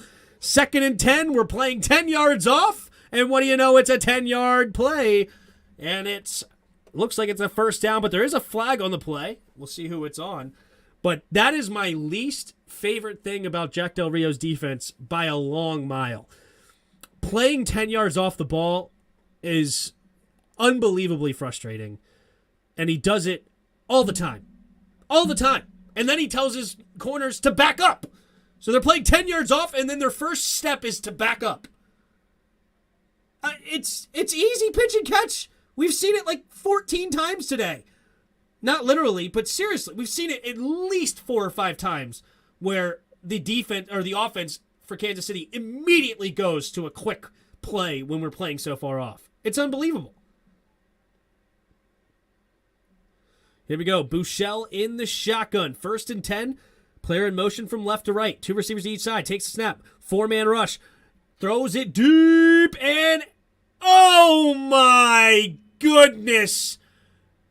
Incomplete. It's Corn Elder. Had an interception in his hands, and it looks like the ball landed on that solar plex. I hate when that happens, right in between your chest.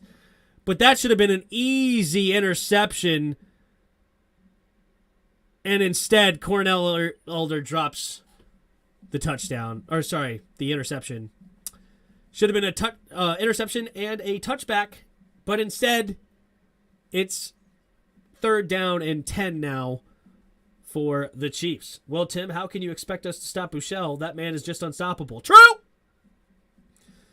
Sorry, it's 2nd and 10 at Washington's 26. Bouchel in the shotgun. 2 receivers to each side. Pacheco, the running back in the backfield. He's going to motion out. No, sorry, it's number 40. Not sure who that is. Empty backfield set now. 3 receivers to the left. Here goes the throw, and they're going to screen pass it to number 40, and he's going to get tackled for maybe about a 1-yard gain. Good collective defense on that one. So far, I would say Washington's defense has actually looked really good in one area, and that is when the ball is in front of them. So the run game, we've been stuffing them up on the run game. They've had, besides Buechele, when he's ran around on his, when it's a throwing play, but he's just escaped the pocket. Other than that, Pacheco, 4 carries, 8 yards. Edwards, 2 carries, or Clyde the Glide, 4 yards. Burton, 1 carry, 2 yards. They haven't been running efficiently at all. And then also in the screen passes, we've done well. It's just throwing it downfield. We have not been able to cover anybody. Buechele escapes from the pocket, and here he goes, but there's going to be a holding call on the play. So a nice run there by Buechele, tackled by David Mayo, but there's going to be a holding call on the back end. You saw the flag in the backfield. That should be coming back.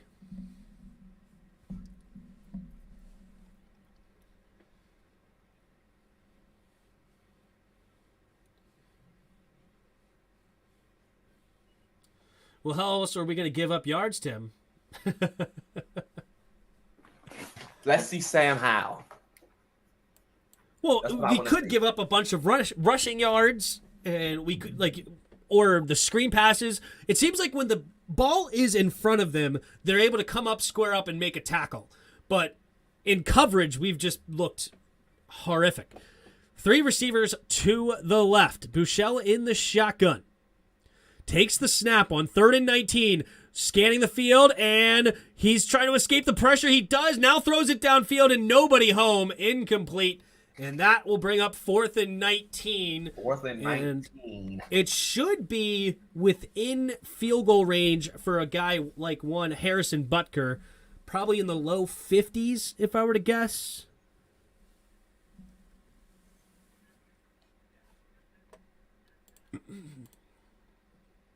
Love me some Daniel Wise. Yeah, Daniel Wise has looked strong as the 4th string, or not the 4th string, but 2nd string, 4th defensive end. F.O.A. Obata's looked good, though, too. So trash between the two of them. Here we go. 53-yard attempt from the right hash. The snap, the hold, the kick is up, and the kick is no good. Not sure if anybody got a hand on it or if he just shanked it to the left.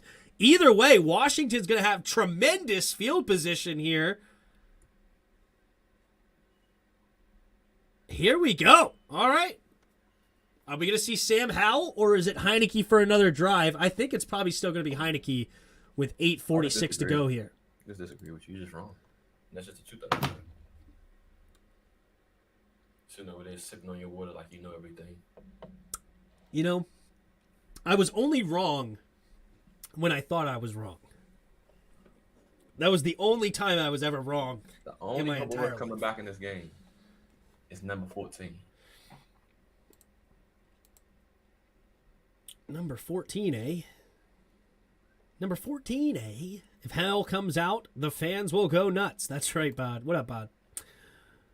But off. I mean, who's off? No, we should keep playing 10 yards off the receivers. It has worked wonders. Defense gonna have to curry. I wonder about it. I tell you.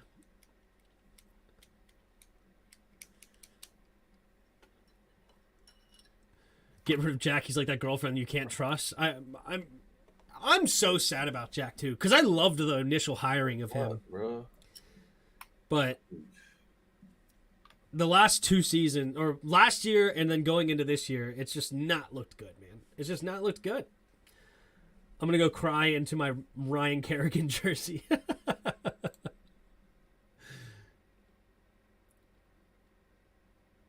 Oh, the fan will go nuts. What? The fan? Oh, jeez. Put Sam, unleash him. Let the comeback commence. Sam Howell did go 15 points unanswered last week to take the lead late. And then a couple of bad penalties screwed us in the end. Ooh.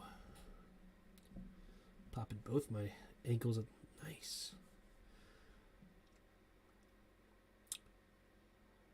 Hey, if any of you guys were there on Wednesday when I talked about my ankle, where it's the weirdest thing. Does anybody know what this is? In the chat. Literally, I didn't roll my ankle. I didn't do anything to it. It'll just start with a dull pain one morning, and then it'll just gradually get worse and worse. Lifting up my leg just absolutely kills my foot. It hurts so bad. And like any little movement, it seems swollen and stiff. It's not swollen though when you look at it, but it feels that way. And then all of a sudden it just goes away. It's weird. Up, Sam Howell in the game. Play action. Quickly finds Jonathan Williams in the flat, and he's going to get a gain of 9. And Howell has entered the game. Might be gout. Yeah, I looked into gout too, but gout, they said it has like a red color to... I don't have any red color. Like, it's not any... There's not a bump or a soreness. It's like my whole ankle just hurts, but there's no color to it. Because I did look into gout, but it just seemed like it's not it. Don't laugh at the people at home. 3 receivers to the left. Takes the snap. Play action. Quick throw. Screen pass to Dax Milne, but Dax Milne gets tackled and for no gain. Why would you Unfortunately, the wide receiver out wide did not make the block.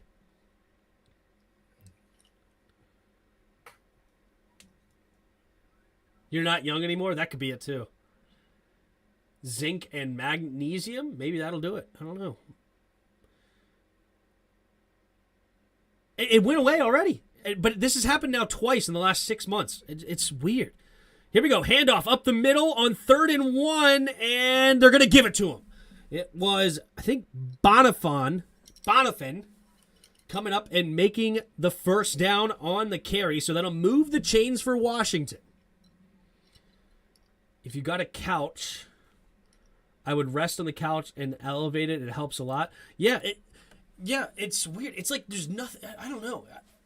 Because there's like not much I can do for it. It seems like when it's hurting, but you can't even move it. Like even just like flipping my leg over just kill. It's weird, dude. It's weird.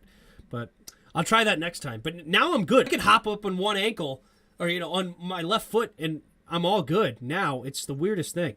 They're going to measure it, and it will be a half a football length for the first down, and that'll move the chains. Anyway, sorry, I'll get off my soapbox of my ankle now. I'm that's my guess is arthritis, Dwayne. That's my guess, but it's the weirdest thing. I don't know. I don't know what spurs it, and I don't know what makes it go away. It just hurts like a mother trucker, and then just disappears the next morning. It's really weird. Here we go. 2 receivers to each side. Sam Howell in the shotgun. Dax Milne goes in motion from left to right. So now it's 3 receivers to the right. Play action. And immediate pressure up the middle. Sam Howell goes down. Big sack there from the Chiefs. And Sam Howell had no shot on that one. Number 99 just coming through the middle like it was easy. Keith Ishmael got destroyed. Around and try to... What was he doing? Oh, Keith Ishmael. Trying to just... Oh, gosh. Here we go. 2 receivers to each side. Now it's 2nd and 18 at their own 45. Oh, that's a false start. The left tackle jumps, and now we're turning into the typical preseason. Number 64. It is... Who's number 64? Number 64 is Willie Beavers. Willie Beavers actually got a lot of high grades last week for PFF. They said he looked really good, and I'm assuming he was the left tackle for Sam Howell when he made his comeback, but he goes false start there. Glucosamine Chakotrin ankle? Maybe. Seahawks, what's up, man? Empty backfield set. 2nd and 23. Howell drops back. Quick throw over to the left side. Caught and gets tackled. Bonifan up around midfield. That'll get about half the yards back needed, so it'll be 3rd and long when we come out. That sounds like I had the arthritis and everything. Exact same thing, but shoulder. Maybe it's arthritis. I don't know. I got to look into it. It's the weirdest thing, though. 3rd down. 5:35 to go here in the 3rd quarter. 3rd and 13. Takes the snap. Drops back to pass. Has time. Going deep. Has a man wide. Oh! Good hands there by the corner. Oh, it was just slightly underthrown. Diami had his man beat. Oh, what a great route off the line of scrimmage, and it's just a little short. Oh, Sam Howell, if you put that ball out just a little farther, that's a house call, and that's going to force the punt unit. Oh, Diami Brown had his man beat, but the slight underthrow. Oh. The slight underthrow allowed the defender to get a hand on it. Here's a return from Kansas City, getting around to the left side. Can he get the edge? Yes, he does. And he jumps forward over the defender to the 25-yard line. Oof. You got to make that catch. It's tough because he didn't even get a hand on it. Number 29 batted it away. It's just the slight underthrow. Yeah, you would like to see Diami attack the football. That would be good. But even just a little bit farther out there, and that's an easy touchdown pitch and catch. Ugh. It's funny because ball tracking is supposed to be his specialty. Yeah, it looks like he was just expecting the ball over top of him, but yeah, unfortunately, it just fell a little short. The answer for Diami on that one is to attack the football, right? Like, you got to go over top of his hands, and if you attack the football, then you have a chance of coming down with that football. Again, like, I understand what you guys are saying. Like, yes, the receivers need to make better plays on the football. That's fine. But where's that hose Sam was supposed to have? Yeah. But you got to also look at the placement, allowing the defender to get his hands on it. It's happening now to two of our quarterbacks. And we already know it happens to Heineke. First time I have heard you say that, Tim, Diami beats his man. Yeah, Diami looked good on that one. I mean, he did a little shake and bake off the line of scrimmage. The guy played inside technique, and then he just burnt him to the outside. Gotta love it. You will get better in time. That could have said he will get better in time. Sorry. Oh, no worries. Bring back RG3? Absolutely not. Probably going to see Crum at QB next. Oh, no. Oh, wait, is that for Kansas City? I don't want anything to do with Crum. You can have Geno Smith? Oh, no, Geno Smith. No, thank you. No, thank you.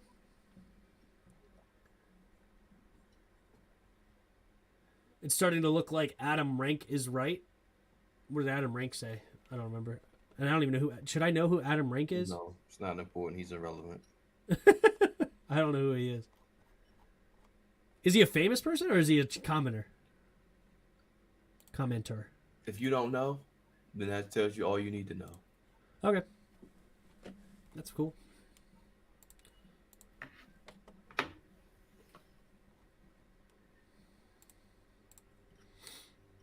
$144 of you in the chat. Thank you guys so much for being here. If you haven't already, hit the like button and subscribe.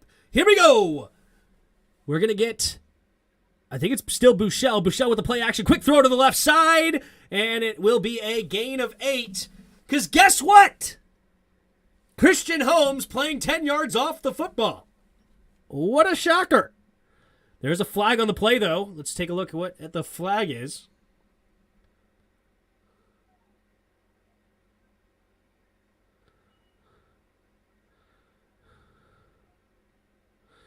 Oh, my gosh. They get him with an unnecessary roughness, a little push out of bounds. Ugh. This league is so soft. Yeah, that's... Whatever. 1st and 10. Bouchel. Under center. Puts a man in motion from left to right. Takes a snap. Handoff up the middle here for number 40, and he'll get a gain of about 3, maybe 4. Kind of like you guys. No way we win 7 games this year. Oh, gosh.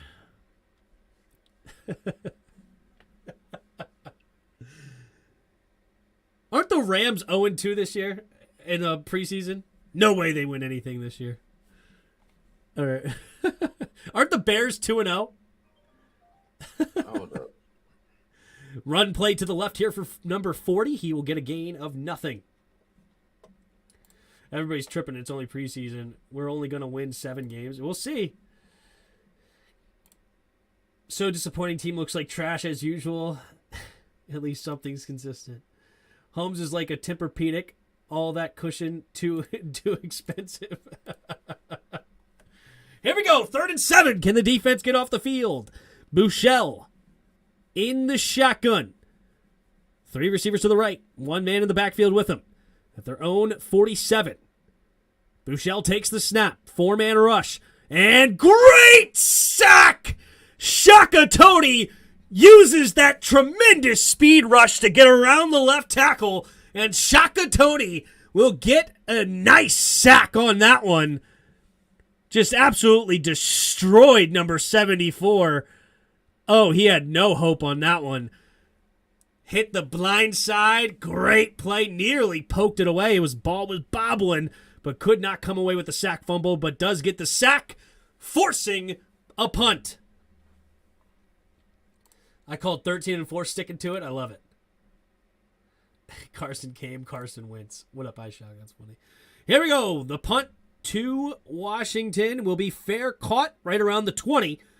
Dax Milne, I believe, was the punt returner. I disagree. Dax Milne was not the punt returner on that play.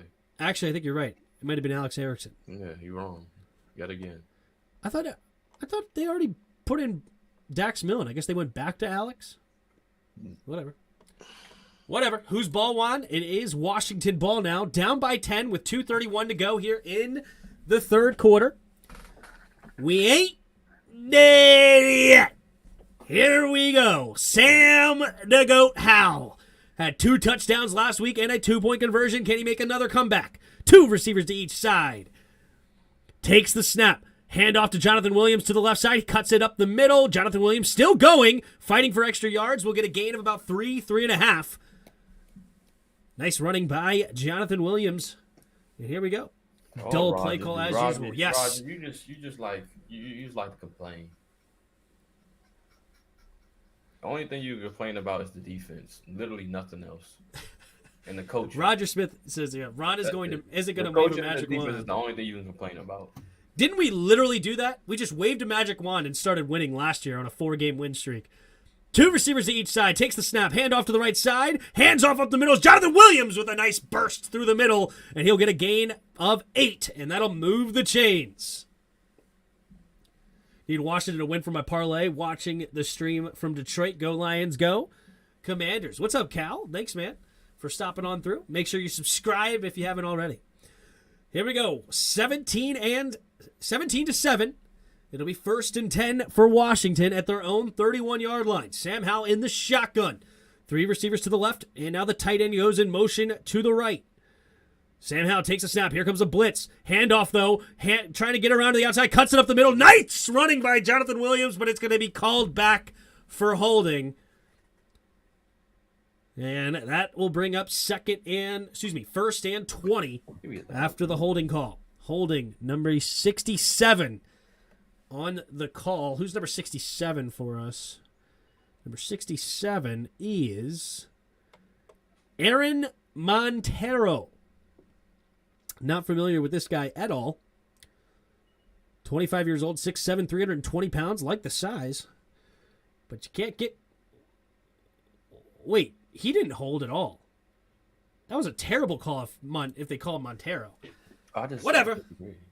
1st and 20. Takes the snap. Play action. Throwing it to the left side. Caught by Dax Milne. Turns upfield, and it'll be a gain of about 13, 14 yards. I think it was 13, so it'll get all of the yardage back, and it'll be 2nd and 7. Oh, no, shoot. I was looking at number 64 on that last play. 67 may have held. I was looking at number 64. Beavers. Beavers did a good job. Mistake betting on Washington. Thanks for the play-by-play. Much better than refreshing on Google. Thanks, man. Appreciate it. Here we go. Alex Erickson goes in motion. Takes the snap. How? Oh, little pitch play here. Little triple option. And Alex Erickson will get a nice gain. And depending on the spot, that might be a 1st down. Calling is not the problem. Look at that. They're incorporating a little triple option. Offensive play calling is not the problem.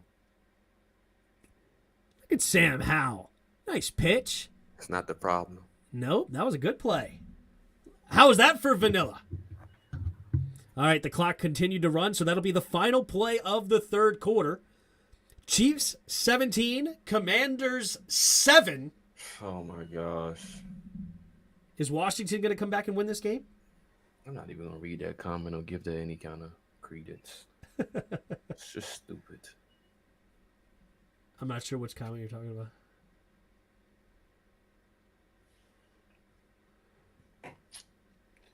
Not sure which comment you're referring to, but all right.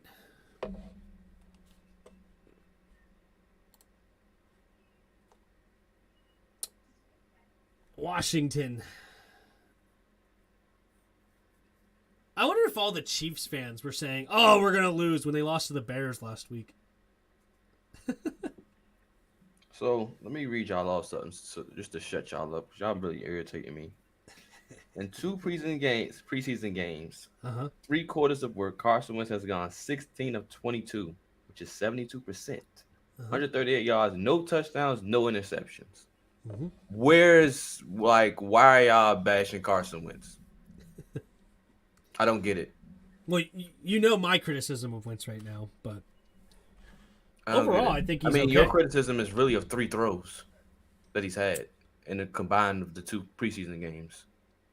Yeah, and you could probably say one more. The fourth was 4. Curtis So Samuel. 4 throws. Yep. But all 4 of them came on third down.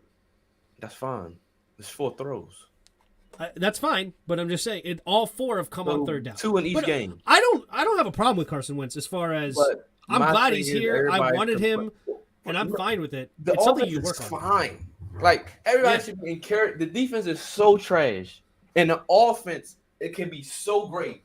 It can offset the defense. So why is anyone complaining about the offense and the quarterback when the quarterback isn't playing bad? Well, because we only have 7 points, and he's only scored 7. I mean, you gave some good stats, but he's only scored 7 points. And that's is that his fault? I'm just saying. Oh, kind of. Or did guys drop the pass? Those 4 throws. If you put those balls in better spots, we could be all in a of different those balls were conversation. catchable. Pretty much. They could have caught him, yeah.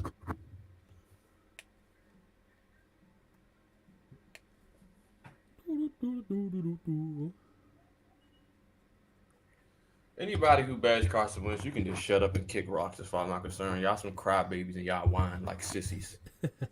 Here we go. Howell, handoff up the middle. Jonathan Williams, nowhere to go. Is that my boy? Is that my boy? That's my boy. Right. Oh, y'all that's be the my same boy. ones that give Heineke excuses. Oh, Same that's people. my boy.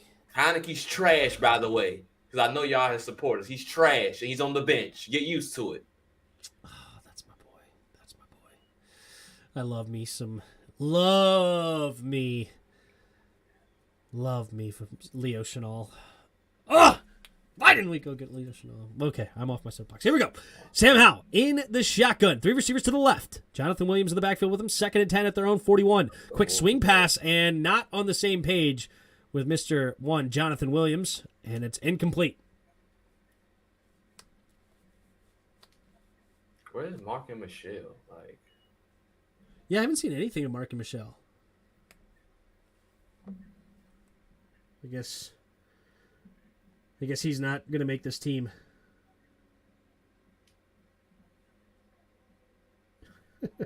We probably see him in preseason game 3, most likely.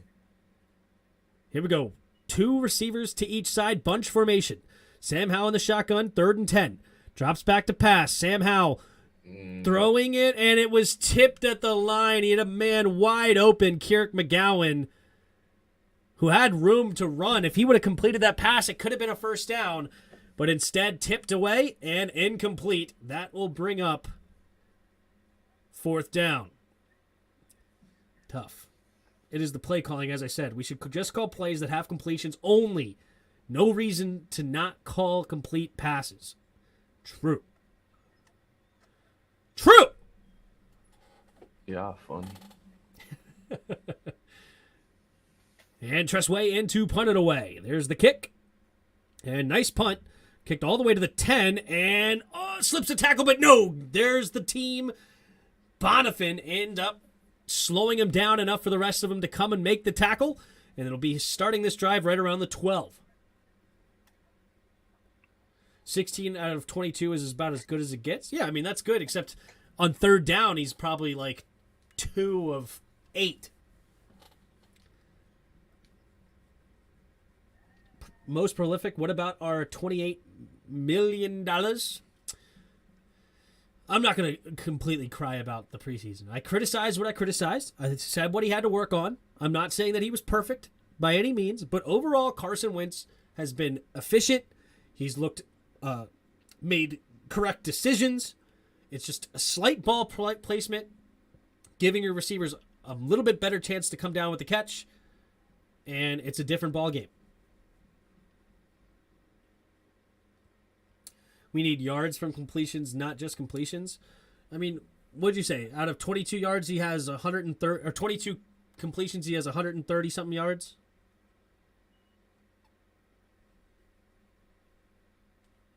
Could be better. It's not a great. No. Yeah, the 22 completions, I think he said 130 some odd yards. What'd you say, Jairus? How many yards did he have? 138. 138. So 138 yards on 22 catches. That's like what? 6 yards a play ish. 6 yards a pass. It's a little low. I think it's like 7 or 8 is probably about average for most, if I remember correctly.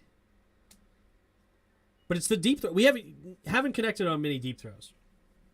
We haven't taken many. We took one deep pass to Terry with Carson Wentz. That's probably it. Well, and the other Curtis one was Jahan Dotson. That was Curtis Samuel. That was called back, or that was a penalty. Yeah, but Curtis Samuel was a deep pass on third down. Down the sideline. We did. That's 3 plays out of what, 22? And then Amari Rodgers down the sideline. I don't know if you'd call that. He just dropped it, and that's not deep. Like that's not a deep. Right. That's not down the field. But it's a reason why they're not doing it, because you don't want to get your guys hurt. It's the reason why they're not doing it. Yep, players are good enough to win. Here we go. 3 receivers to the right, empty backfield. Buechele with a quick throw, and it is completed to the tight end, who falls forward for a gain of 6. Forston back on the field. Forston has 2 touchdowns today. Jairus, would you rather have Jared Goff or Carson Wentz? Not answering that question. I'm not a Jared Goff fan at all. Scott should go back upstairs where he belongs. Here we go. 3 receivers to the left. Buechele in the shotgun. Here comes a blitz. And the handoff up the middle to number 40 and goes nowhere. Barely back to the line of scrimmage. So 3rd and 4 coming up for the Chiefs. It is David Bada who comes up and makes the tackle. Well, Goff does have that fun video where he was punking. Oh, yeah, the college player? Yeah, I remember that. I would give a foot to have picked up Stafford. Well, we tried. We made an effort to get Stafford, but unfortunately, they chose the Rams. 3 receivers to the left side. Buechele in the shotgun. Takes the snap. 4-man rush. Pressure comes, but no, there goes Buechele running for the first down. Why does it look so easy for everybody else to just run up the middle with their quarterback? Like, come on! Because you don't have any linebackers in the middle of the field. Come on!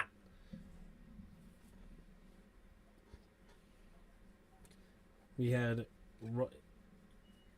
Russell Wilson. We tried to make a play for Russell Wilson, too. Buechele in the shotgun. 3 receivers to the left. 12 minutes to go here in the 4th quarter. Takes the snap. Handoff up the middle. And he will barrel forward for a gain of 4, maybe 5. Del Rio has got to go. I'm not impressed with Del Rio. It's true. I wish I could hear Doc Walker right now. Hey, Tim, do you think Lamar Jackson becomes a free agent next year? Do you think we should go after him? He will not become a free agent, but obviously I wouldn't mind Lamar. Lamar's great. Bouchel, handoff up the middle. And number 40, again, this time we'll get a gain of about 3. Who's number 40 again for them? Derek Gore.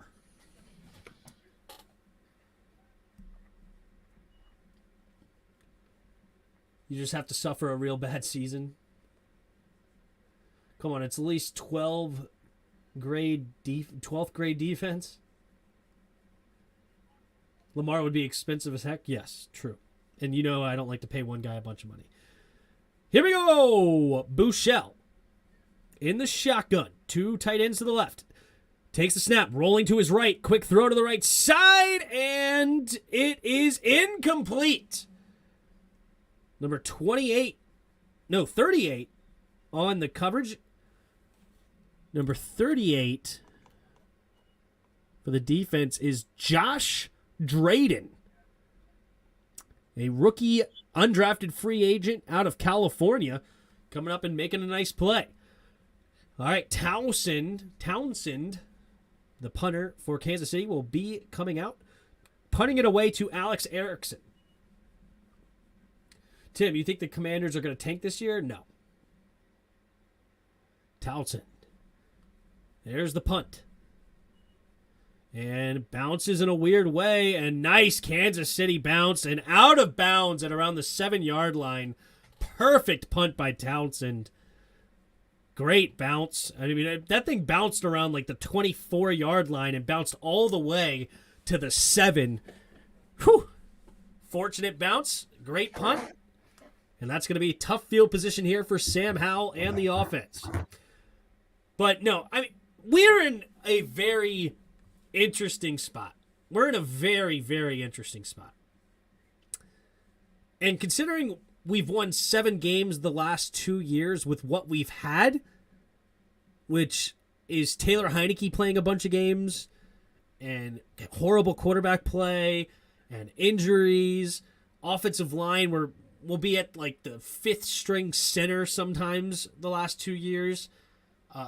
The defense will be missing a couple of key pieces every once in a while. Like last year we were missing Montez Sweat and Chase Young for a while. Considering that we've won 7 games with those 2 teams, we have the easiest schedule in the league, and we have a bunch of players going into their prime. Right, Carson Wentz going into what, year 7? Terry McLaurin going into year 5. Montez Sweat going into year 4. Daron Payne going into year 5. Jonathan Allen going into year 6. Curtis Samuel going into year 5 or 6. I think 6. Like, we have a lot of interesting players going into their primes. They're question marks, a lot of them. Like, will they succeed? Like, Chase Young still has a question mark on his head. Carson Wentz has a question mark on his head. Curtis Samuel with his health has a question mark. Like, there's question marks here. But this makes us one of the most interesting teams as far as we could literally go anything range of 4-13 and 13-4. And yes, I'm serious, okay? The Carolina Panthers in 2015 were not slated to go 15-1. And that was Ron Rivera's 3rd or 4th season. A lot of interesting players going into their primes, like Cam Newton going into year 5 and stuff like that, or year 4. It's a very interesting team considering where we are with our personnel and the teams we have to face with an easy schedule. The coaching staff has found a way with a first place schedule last year to somehow go 7-10, which is not a great record, but we had freaking Taylor Heineke all year. And we beat Tampa Bay. We beat Oakland or Las Vegas. Like, we could win with weird teams. It's a weird team. Anything could happen. But here goes Sam Howell, pump fake, and he's going to keep it and run with it. And we're going to get a holding call by Eli Moore. Are you serious?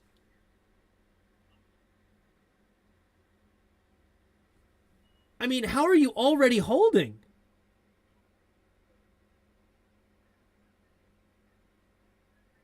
Oh, okay. It's going to be a holding against them. Okay. I think that's a defensive holding. Because there's no way. Looks like it was a defensive holding, but the penalty will be declined because we ran it for a first down anyway. So 1st and 10, Washington.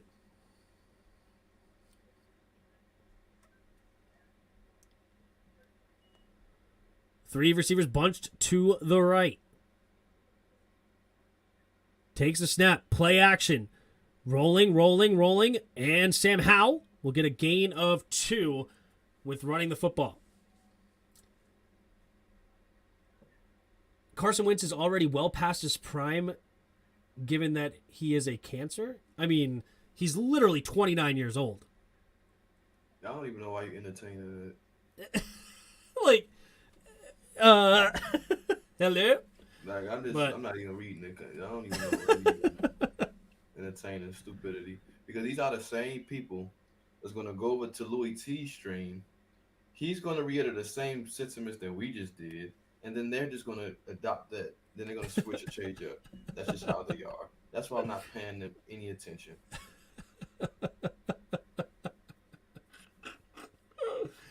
Oh, man. That's funny.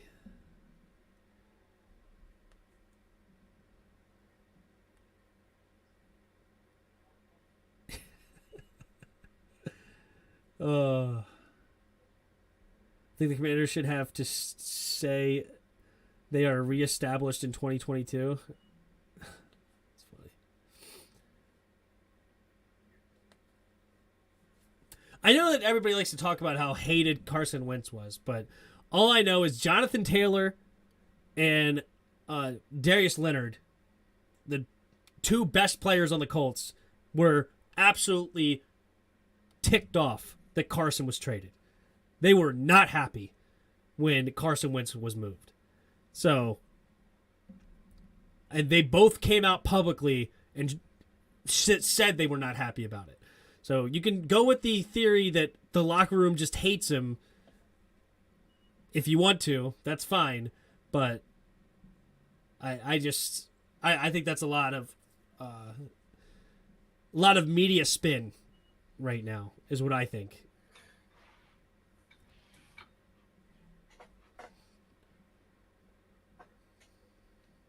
How did Carson perform?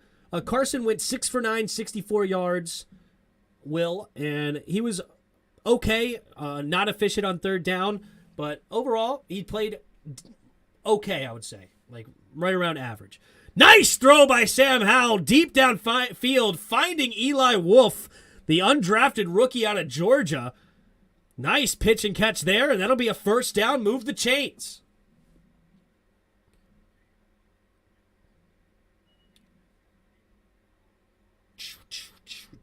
Boom, nice catch by Eli. Even reporters hate him. Do you see the video? Yeah, I saw that video. That video was hilarious. It really was.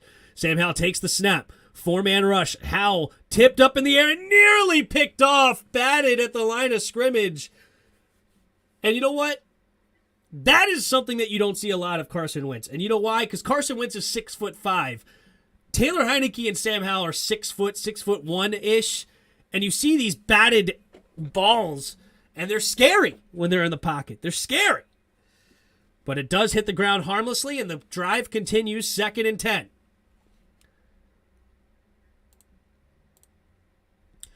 Here we go. 2 receivers to each side. Howell, play action, blitz coming. Good pickup, and he finds a man wide open underneath. It's Amari Rodgers, who makes a man miss. Still going down the sideline. 30, 25, and pushed out of bounds by Leo Chenal. Nice play. Oh, it's Alex Erickson. Sorry, I thought I saw 88. I call everybody. I just refuse to believe Alex Erickson's on this team. I call him anything but Alex Erickson. I thought I saw 88. It was actually 86. And Alex Erickson makes a nice play there. And downfield he goes. Here we go. 1st and 10 now inside Kansas City territory. 3 receivers to the right. Howell steps up. Going deep. by Dax Milne at about the 1 yard line. And it'll be 1st and goal from the 1. Sam Howell working that fourth quarter magic again. And do we have a comeback in store? Nice catch. Dax Milne going out there, attacking the football and catching it with his hands. The second-year player, 7th-round pick out of BYU, making a nice play. All right, can we get here? I want to see that triple option again. Let's see if we get that. Sam Howell in the shotgun. Takes the snap. Handoff up the middle. Jarrett Patterson fights second effort. Oh, they call it a dead ball. Come on. Jarrett Patterson got bottled up, but then fought for some extra yards, but they're going to give him only a gain of nothing, even though that little man kept those feet moving, and nobody gave up on the play. That's horse crap. It should have been a touchdown. Here we go. 2nd and goal from about the 1.5 yard line now. I like that effort, Jarrett Patterson. Don't give up. Here we go. Howell in the shotgun. 3 receivers to the left. Milne goes in motion to the right, takes the snap, handoff up the middle. Jarrett Patterson will get into the end zone. Touchdown, Washington. And the game just got interesting. 7:05 to go, and Washington puts their second touchdown on the board. Good play call there. Good blocking up front, getting the push. And Patterson finds his way into the end zone. Beautiful play. That's just horrible play calling all the way through and through. There it is. Yeah, horrible play calling. The jet sweep moved a linebacker to the edge. Terrible. You jet sweep there. Yeah, horrible play calling. This whole drive is just terrible. I mean, just abysmal. Like, wow, like we can't do anything. We're going 0-16 this year. Just abysmal. We only scored a touchdown. That's all we can get. We only scored a touchdown in this drive. That's all we walked away with the passive aggressiveness. That's interesting. We only walk away with a touchdown, guys. Oh, wow. My gosh. All right, here's Joey Sly for the PAT from the middle of the field.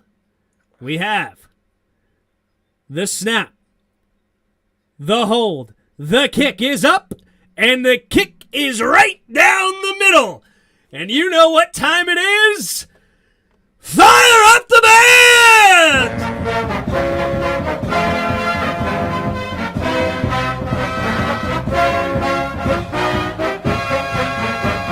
Hail to the Breast King! Hail victory! Braves on the warpath! Fight for old DC! Run or pass and score, we want a lot more. Beat 'em, swamp 'em, touchdown, let the points soar. Fight on, till you have won. Sons of Washington, ha, ha, ha! Hail to the Redskins, hail victory.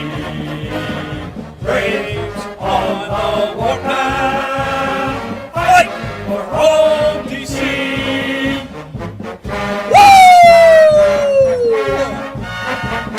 Hail, baby!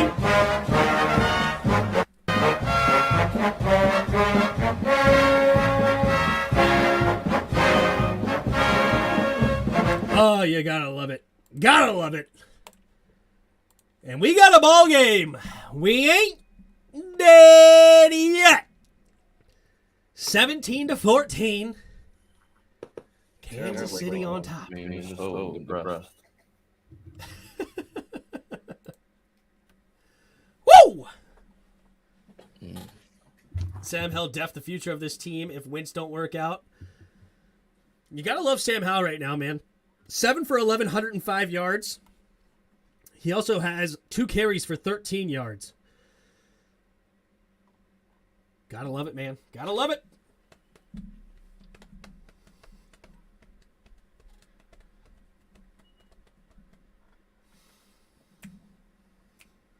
We need to get a stop. True, gamer guy. True. Hey, Appreciate you guys all in the chat. If you haven't already subscribed to the channel, hit the like button, subscribe, and you can join and become a member of the channel. If you'd like to support that way, it just costs 99 cents a month, and you can help support the channel. And Jairus also has a membership. What is yours? $3.99? Yeah. $3.99 a month. You can help support Jairus.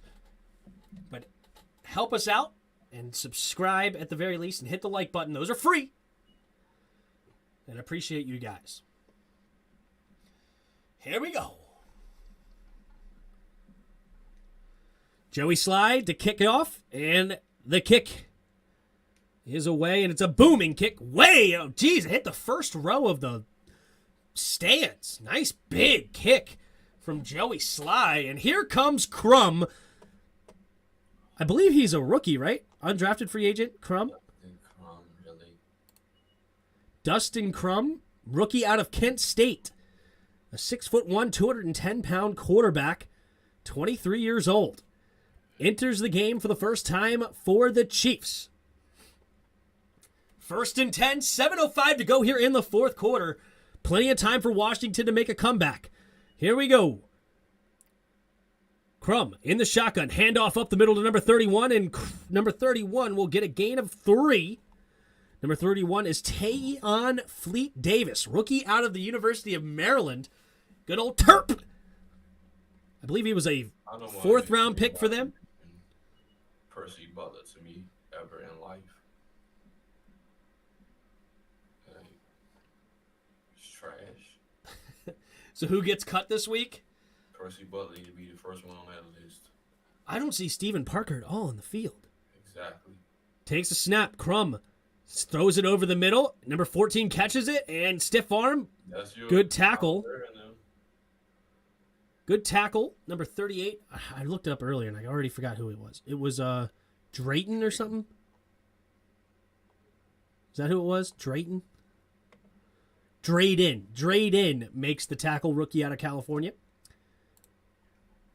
All right, so it'll be 3rd and short here. 3rd and 2 for Crum and the Chiefs. Can Washington get off the field? They have not been good on 3rd down. 7 for 12 on the game. They've actually been better as of late then, because I think they started like 6 for 6 or something. Here we go. Crum in the shotgun. 2 receivers to each side. Drops back to throw. Throws it over to the left side. Easy pitch and catch. And what in the world was number 40? Oh, that's a guy that's going to get cut. Number 40 is gone. Was Sterling or something? Channing Stribling is off this team. I don't know what in the world he was trying to do on that play. Holy smokes, that was pathetic. And that's an easy first down for the Chiefs. And they get close to midfield. Crum in the shotgun. He kind of looked like Kirk Cousins. 2 receivers to each side. Takes the snap. Pitch play to the left. And nice tackle.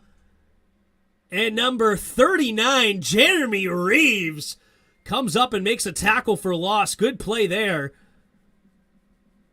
The rookie had nowhere to go, and he was definitely down. He tried to get up and act like he wasn't, but he was good tackle by Jeremy Reeves. Jeremy Reeves, more of a special teamer for us. Has shown some good things in past preseasons as well, but hasn't quite translated to regular season yet. 3 receivers to the left. Crum in the shotgun. Crum. Looks like he's changed the protection at the line. Takes the snap right before it hits 0. Oh, wait. No, they're going to call timeout. I guess Andy Reid and company got a little scared. Looked like it was getting close to 0 seconds. Channing Stribling is a 3rd-string RCB according to the depth chart. Well, Stribling made a horrible play there. That was not the kind of tape that you want to put on the film. It was a quick throw to the outside. I mean, that was, of course, Jack Del Rio's fault, because Jack Del Rio plays, 8 yards off the line of the ball when it's 3rd and 2. But on that being said, literally, I don't know who he was trying to go tackle. I mean, it was the worst tackle attempt I've seen this game. It was absolutely pathetic. But Jack Del Rio, not on 3rd and 2. Don't go 10 yards off. You dummy. Here we go. Look, first or second and 11, we're playing right on the ball. What do you know? And then on this side, we're not. Let's see if they go. I bet they go to the right here. Take the snap. Scanning. Does go to the right. And what do you know? It's a pitch and catch. Wow. It's almost like I predicted it. Because wherever we're playing, 8 yards off the ball, that's where they go. Parker's at strong safety right now. Good. Parker was listed as a safety, but he seemed to play a lot of like slot corner last year. But is he in the game? I don't see him in the game. Where is he at? Oh, is he right there back in the back? Oh, so he's literally playing like free safety. Is that him back there? All right, 3rd and 3. Again, we're playing so far off. Oh my God, everybody's so far off. I mean, everybody's like 6 yards off the line. Okay, well, it was a bad play call by them, it looks like, because nobody ran short, and it's going to be a sack. Good hustle here by Washington, and does finally get them off the field, but I'm just surprised they didn't go with the short routes because good night. We were just giving it to them. Okay, that was good coverage. Yeah, because they decided to run 10 yards downfield. I mean, yeah, when you play 7 yards off the ball and they run to 10 yards downfield, that turns into good coverage. But on 3rd and 3, I'm surprised they did not just go for a quick slant pass or an out route or something. I mean, that's just too easy. All right, they will punt it away here. Towson trying to pin us back deep. Last time he did a great job putting us at the 7, even though we came down and scored anyway. Here goes Towson. The snap, the punt. And the punt will be fair, caught right around the 10-yard line by Alex Erickson. In 2 minutes and 38 seconds, can we tie it up? Or take the lead? Does Sam Howell have a comeback drive in him? He did come back to take the lead last week, but unfortunately, there was too much time left, and Carolina ended up winning a game-winning field goal. But Sam Howell, 7 for 11, 105 yards on the day. What do we ain't there yet. 3 receivers to the right. Sam Howell in the shotgun. Takes the snap, drops back to pass, looking to his left, going deep. Ooh, may have been tipped because that thing was a fluttering duck. He did hit the deck as well, so 2nd and 10 coming up for Washington. 137 of you in the chat. Thank you guys for being here. If you don't mind, hit the like button if you haven't already. And subscribe to the channel.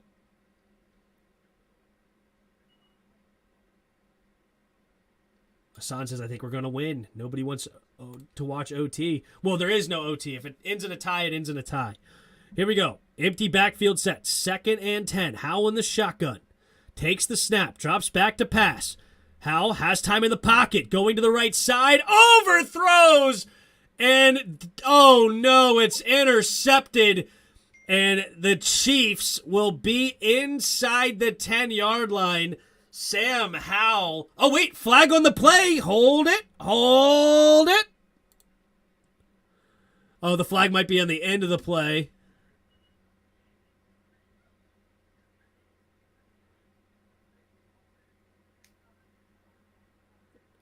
Illegal hands to the face by one of our linemen, so no help there. They declined the penalty. And Sam Howell, he had time in the pocket, but I don't even know where he was going with that football. Mark and Michelle tried to sit down in the zone, but he just absolutely sailed it way out there. And that one's on Sam, boys. That one's on Sam. I don't know. I don't know what he was looking at. Oh, that's what he was looking at. He thought he was going to continue to break outside, and he broke in. I don't know what the play call was, if it was an option route or what. Miscommunication. Crum, handoff to the left side. Number 31 will go nowhere. The rookie, Fleet, will get... Actually, it looks like they say he loses a yard.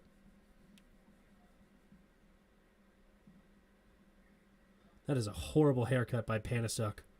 Fish fry. Who was he throwing to? He was looking for Mark and Michelle. Mark and Michelle cut inside on the route instead of outside. Having fun.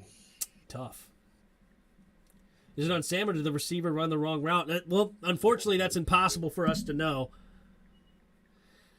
I don't know what the route was supposed to be, but it clearly, Sam thought he was going to go out, and Mark and Michelle went in, so I don't know. How was the fish fry? How was the fish fry? Who asked that? I'm texting. Oh, okay. Here we go. 2nd and goal. Crum in the shotgun. Number 14 goes in motion, takes the snap. Hand off to the left side is number 31, Fleet. And he gets close to the end zone, but no. They're going to say he's a half yard short, and that'll bring us to the 2-minute warning.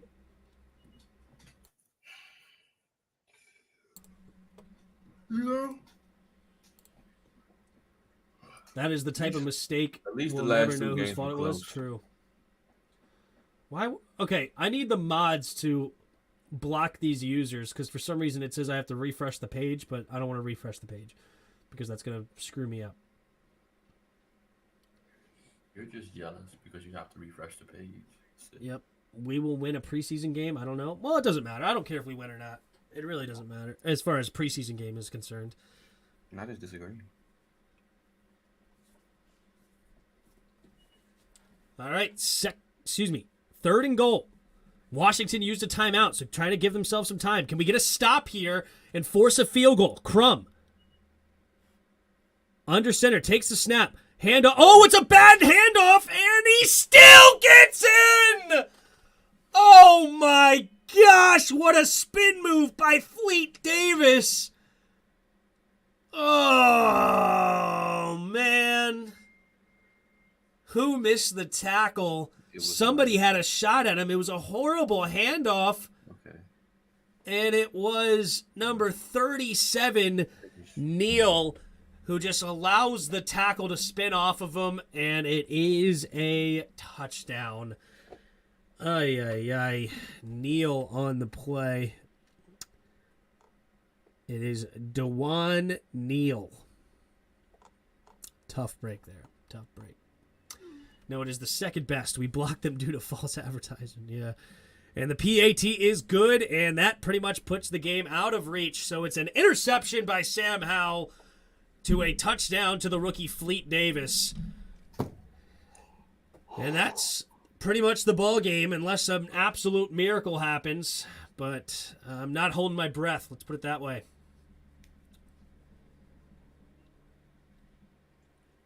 Jared Taylor asks what's up, bro? Still wonder how to start. I mean, bro, it was one bad throw and it was a miscommunication. What's up, JT? How's that bet looking on the Commanders now? Yeah. Tough one. But, this game's a game of inches. A lot of people are going to absolutely hate on this game. There's a lot of things that could have gone either direction. The only thing you can hate on this game. There's only two things you can hate on in this game: the coaching staff and the defense. Nothing else.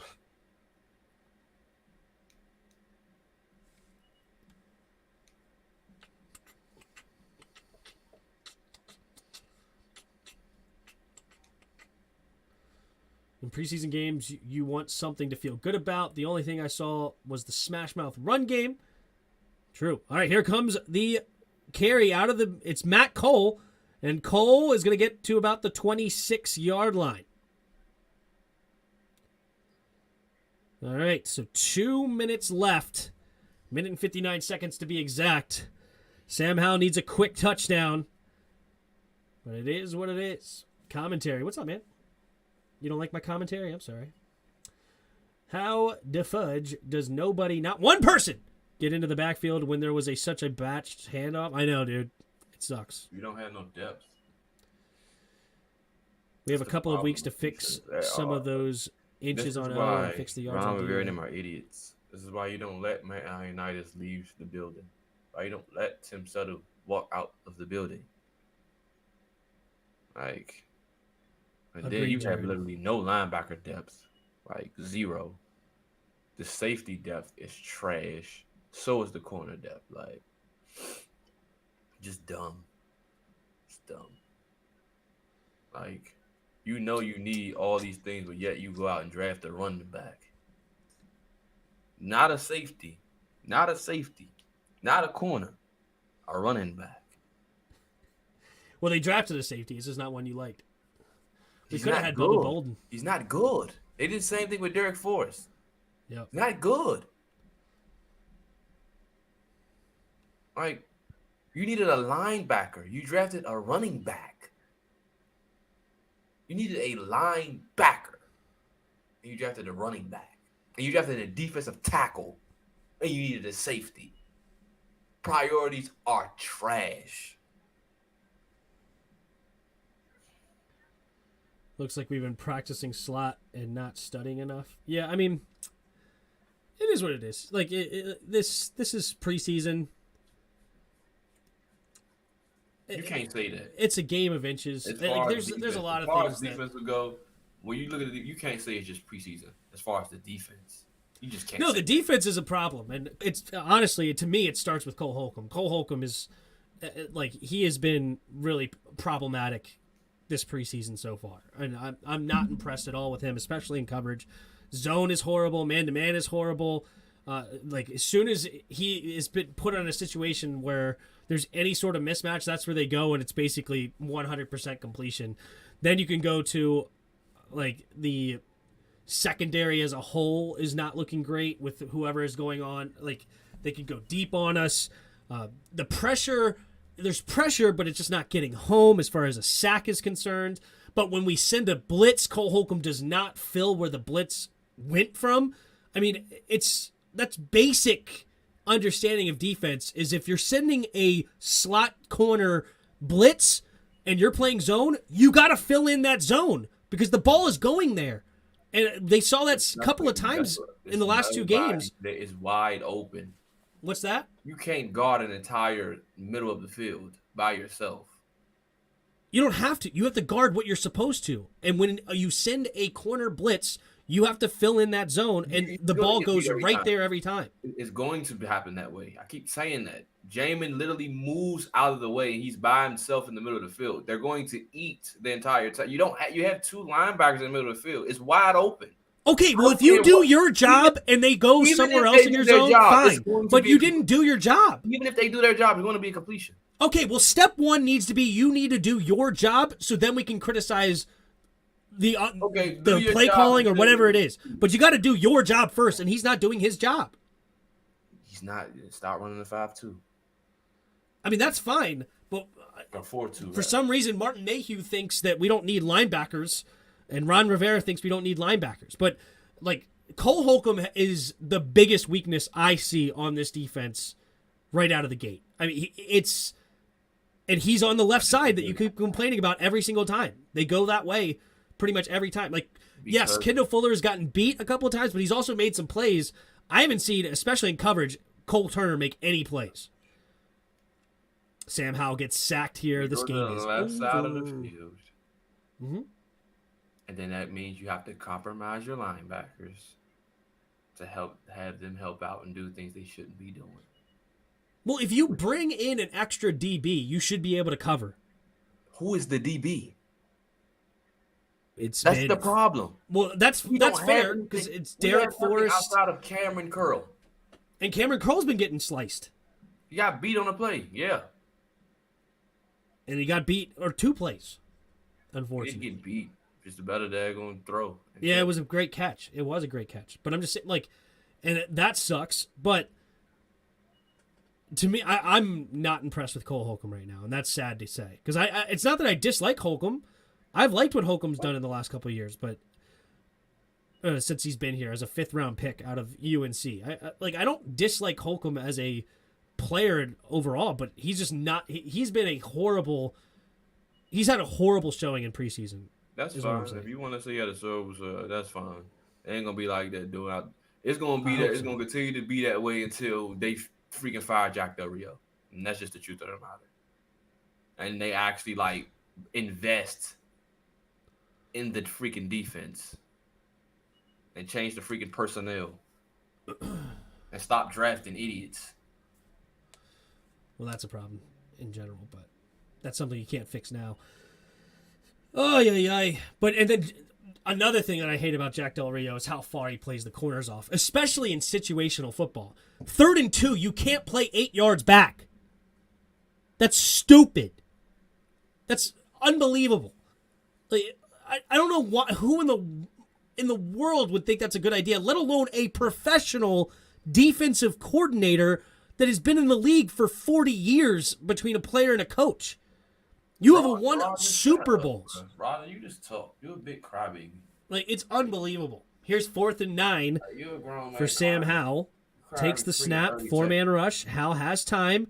Howell going deep and out of bounds. Like, didn't even give his receiver a chance on that one. Yep. Not good. Not very good.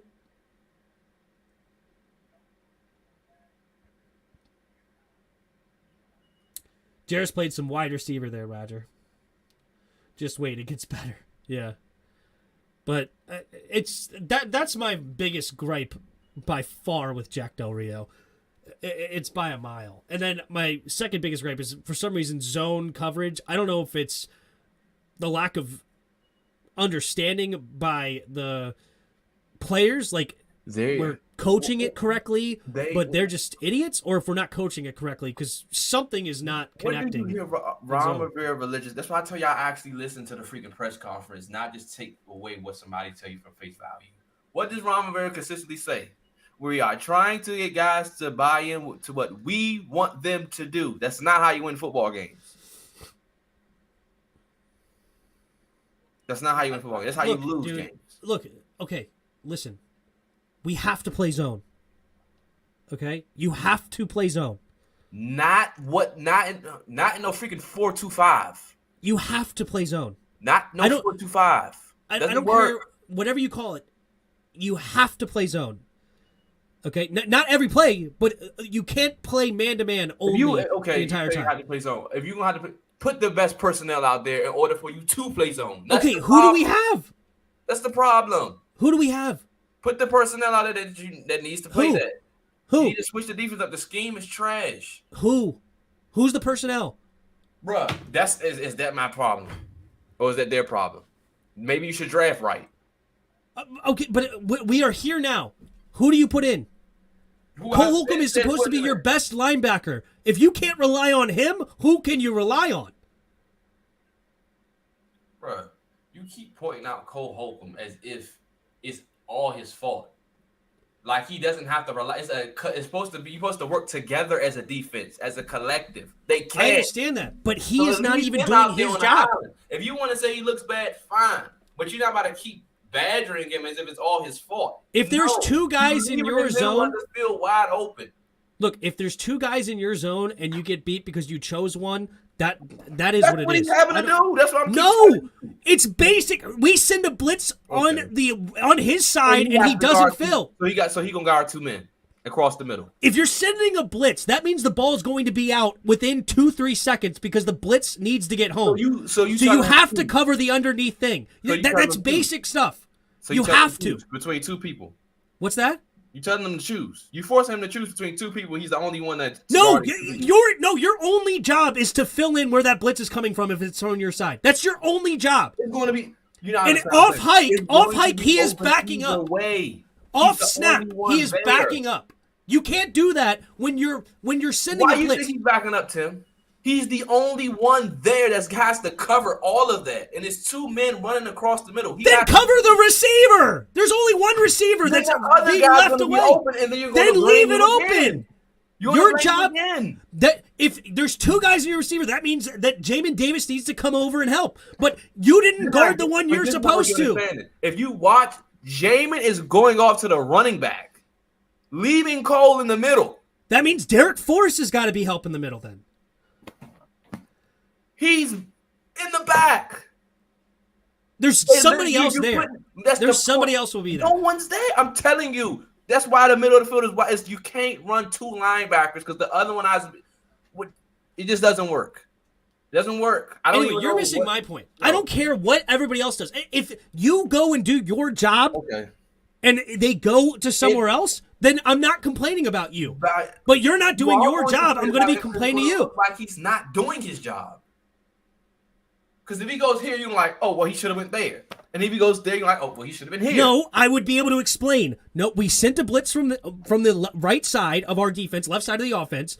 We send a blitz from there. That means it's Cole Holcomb's job, who's on the right side linebacker of the defense, left side of the offense, to fill in where that blitz is coming from. That is his job. If he did that, then I would say that he did his job. Where's the guy that's supposed to be covering the other dude? Where Jamin Davis, if you're running to the running back and you're not supposed to, that's fine. Or if Derek Forrest or Cameron Curl or Bobby McCain or Percy Butler, whoever it is supposed to be covering that part of the zone, that's fine. But I'm not going to just hate on Cole Holcomb because he's in a crap situation. No, you didn't do the basics of your job.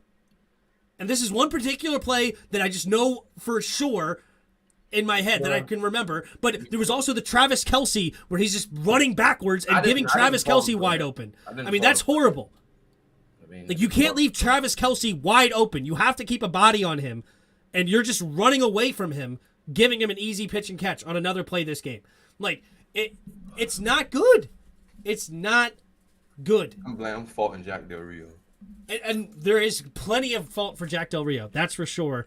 But Cole Holcomb not doing his job is, to me, falling on... What exactly is his job? His job is to cover... If you're sending a blitz, it's to cover the underneath guy to make sure the ball does not get out quick so your blitz can get home. Huh? It's two guys I'm running underneath wide open. Guard one of them. He's not guarding either. He's guarding nobody.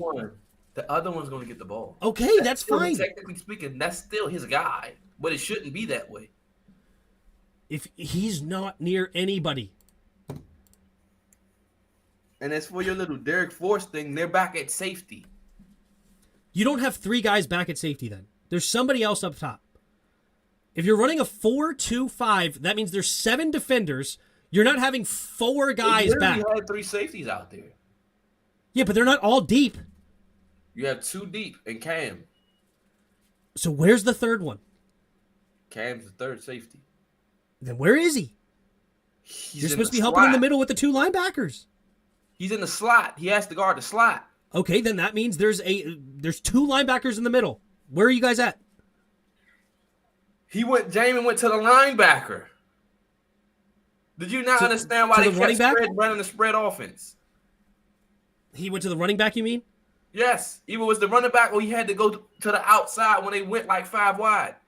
Okay, then that means there's 2 safeties in the middle. In the back. No, because that means your corner must be going deep. Your corner must be playing the cover 3 then. No matter how you want to slice it, I don't care what you run. I don't care what they do. The middle of the field is going to be wide open all day, every day if you keep running 2 linebackers. It doesn't work. That's not true. It does not have to be wide open. It does not have to be wide open. That the corners and DBs are playing 100 yards off the ball. There's nothing wrong with playing 2 linebackers. So that makes the middle even that much more wide open. So that makes you have to cover even more ground. You don't need to have a middle wide open just because you have 2 linebackers. You have a third safety for a reason to help in coverage in the middle of the field. How is that third safety going to be able to help if he's occupied with another player? You have 7 dudes guarding 5. You have the players back there. I don't know what you want. I don't think you watched. I really don't think you watched. If you have 7 DBs, you have the capabilities of doing it. Maybe they're not doing it, which is fine, but you have the personnel to do it. There's 5 DBs and 2 linebackers, aka 7 people in coverage. And they're playing 1,000,000 yards off the ball, which leaves the middle even more wide open. So I hate that. I've criticized Jack. No, you don't. If you're playing off, that means you come forward. Leaving the middle wide open means so he can get over your head. You're making my point. He can't win for losing. If he plays up, that's even more of a chunk play. If he goes back, you get then that means you have safety help over the top. If they go over the top, the safeties have to be there. Safeties, Tim. What? I don't know what you want from me. Who's the safeties? The point is, if the players suck, then you can't play. What you're saying is you're hating on Jack Del Rio because his players suck. You're saying If you don't have the talent, then there's you're nothing I can saying- do as a play caller. saying that the safety's supposed to do this. They're not good. Then it doesn't matter what you call then. If your guys suck, your guys suck. You're Then, running the wrong then defense. you need to quit blaming Jack Del Rio. That's the because there's problem. nothing you You're can running do the wrong- No, you're running if there's the wrong nothing you defense. can do if your players suck. You're running the wrong defense. There's nothing And you could do if the players. It If is you something can't you can rely do. on a You player, set then the forth the player package. is That's not uncoachable. what you Then you understand. can't blame the coach. Yes, I can. He's the one that's putting the personnel out there in packages that they should not be in. He That's does not him. decide That's who him. the He who the decides team who goes brought out, on right or for wrong. the roster. Who decides to go out? You've already said there's no one to put out there. There is nobody else. You can't have it both ways. You can't say the coaching sucks and there's nobody to put there. There's no personnel and the coaching sucks. There's nothing you could do then. You don't have to put Percy Butler out there. You don't have to put Derek Forrest out. You don't. Then who do you put? You don't have to put those guys Who? out there. Who? Then who? The same Cam out there. You need to move Kendall to free safety. Have safety move to a boundary and Will Jack. So Will Jackson, Benjamin St. Juste, Kendall Fuller, Cam Curl, figure out a way. Jamin Davis, Cole Holcomb. Who's the seventh? Who's the other guy? You want to have to go out and figure out how to get another linebacker. Okay, well, right now with the personnel he has on the field, who's the seventh dude? The linebacker? Anybody. You can make it another linebacker or you can make it another safety and make it another corner. I don't care. Whoever you put out there, if your point is they suck, then there's nothing I can do as a play caller. That'll be my lineup. I'll put Bobby down there. Or I go call Landon. Okay, Bobby McCain. Okay, so if we have that out there, what does this all change the fact that Cole Holcomb still needs to cover his zone if they're running in there, especially if it's Travis Kelce? They all will be in a position in which they could succeed in. In which you will be essentially playing them to their strengths. Okay, so that means but Cole Holcomb's still going to run backwards. If Cole Holcomb runs backwards, I don't care what you have. The defense would have changed, and the personnel would have fit. You make no sense to me So right as now. a collective, There's literally no sense to be made in what's going on right now. Like, there's no track to follow here. Like, you're just complaining. It feels like I can't follow a track. I just explained it to you. You just don't want to listen. But it doesn't change the fact that if Cole Holcomb still runs backwards, then he's not doing his job, and he's leaving a guy wide open in his zone. The players out on the field who don't know anything aren't out there. Meaning the players that you have played with that are finally in a position where they can succeed, you can now work together as a collective. But you still have to do your job. Exactly. I can now do how the heck am I supposed to do my job if somebody else can't do theirs? That means let them fall then. Put me in a position to have to do somebody else's job. Let them fall. If they're not doing their job, let them fall. It is what it is. Choose now. That's the point. You have to do your job. My point. You're putting him in a position that he should not be in the first place. He shouldn't have to pick and choose. It's simple. There's a simple deal. It's simple. When you're out there on a football field or in any sport, it's simple. If somebody isn't doing their job, simple. It's common sense that like, oh shoot, now I got to pick and choose. It's even like in basketball. If somebody goes around the screen, you have to pick that man up. Okay, then choose. You choose one. He has to choose that. He's choosing nobody and letting them both run wide open. He's choosing nobody. You got to make a choice. I agree. Make a choice. So whatever choice whatever choice he makes, it's the wrong choice then. Well, he's never making a choice. He's just standing in a freaking one spot and letting the quarterback pick and choose where he wants to go. He's got to make a play. At the end of the day, and he's not. This defense is not going to change until the head coach fires the defense. Okay, well, all that's true too, but it doesn't change the fact that Cole Holcomb is not doing his freaking job. Well, and that's my point. I'm not putting that on him. It's just a fact of the matter. It's not even up for debate. It's just true. If you're standing there letting two guys run wide open, you're not doing your job, period. So one guy guards two guys. Make that make sense. I only want you to guard one. So the other one's open. Okay, then that's somebody else's fault, and then we can start blaming somebody else. But if you let the guy that you're supposed to be guarding wide open, that's on you, and it goes his way. On him. He's forced to choose. Choose! Actually, it's not even a force to choose. There is a player you're supposed to be guarding. Never be in a freaking 5-2 or a 4-2 anyway. It doesn't matter. The It 4-2, does matter. 5-2 thing, it doesn't Because matter. Best suit him. The 4-2-5 is supposed to help you in coverage. Oh my gosh. If you have a 4-2-5, that means you're supposed to be weak against the run because you have light bodies out there that can get blocked easier. If you're getting destroyed in coverage on a 4-2-5, that means you're not doing your job. Destroyed in coverage in a 4-2-5. No, you have an extra DB. Your coverage is supposed to be better. How? It's literally the nickel defense. You're bringing in a nickel corner to help on passing plays.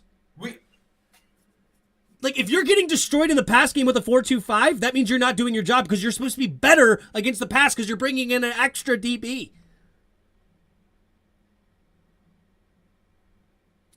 Like, literally, you're supposed to be better against the pass. Yet, somehow, we're destroying the run and getting destroyed in the pass game because you have an extra DB who's supposed to be better at coverage than a linebacker. Because I promise you could complain about Derek Forrest, Bobby McCain, Percy Butler all you want. They're better than David Mayo. What does that mean? It means you're supposed to be better in coverage. They can't cover. How can Cole Holcomb be good then suck with good coaching? I don't know. I don't know.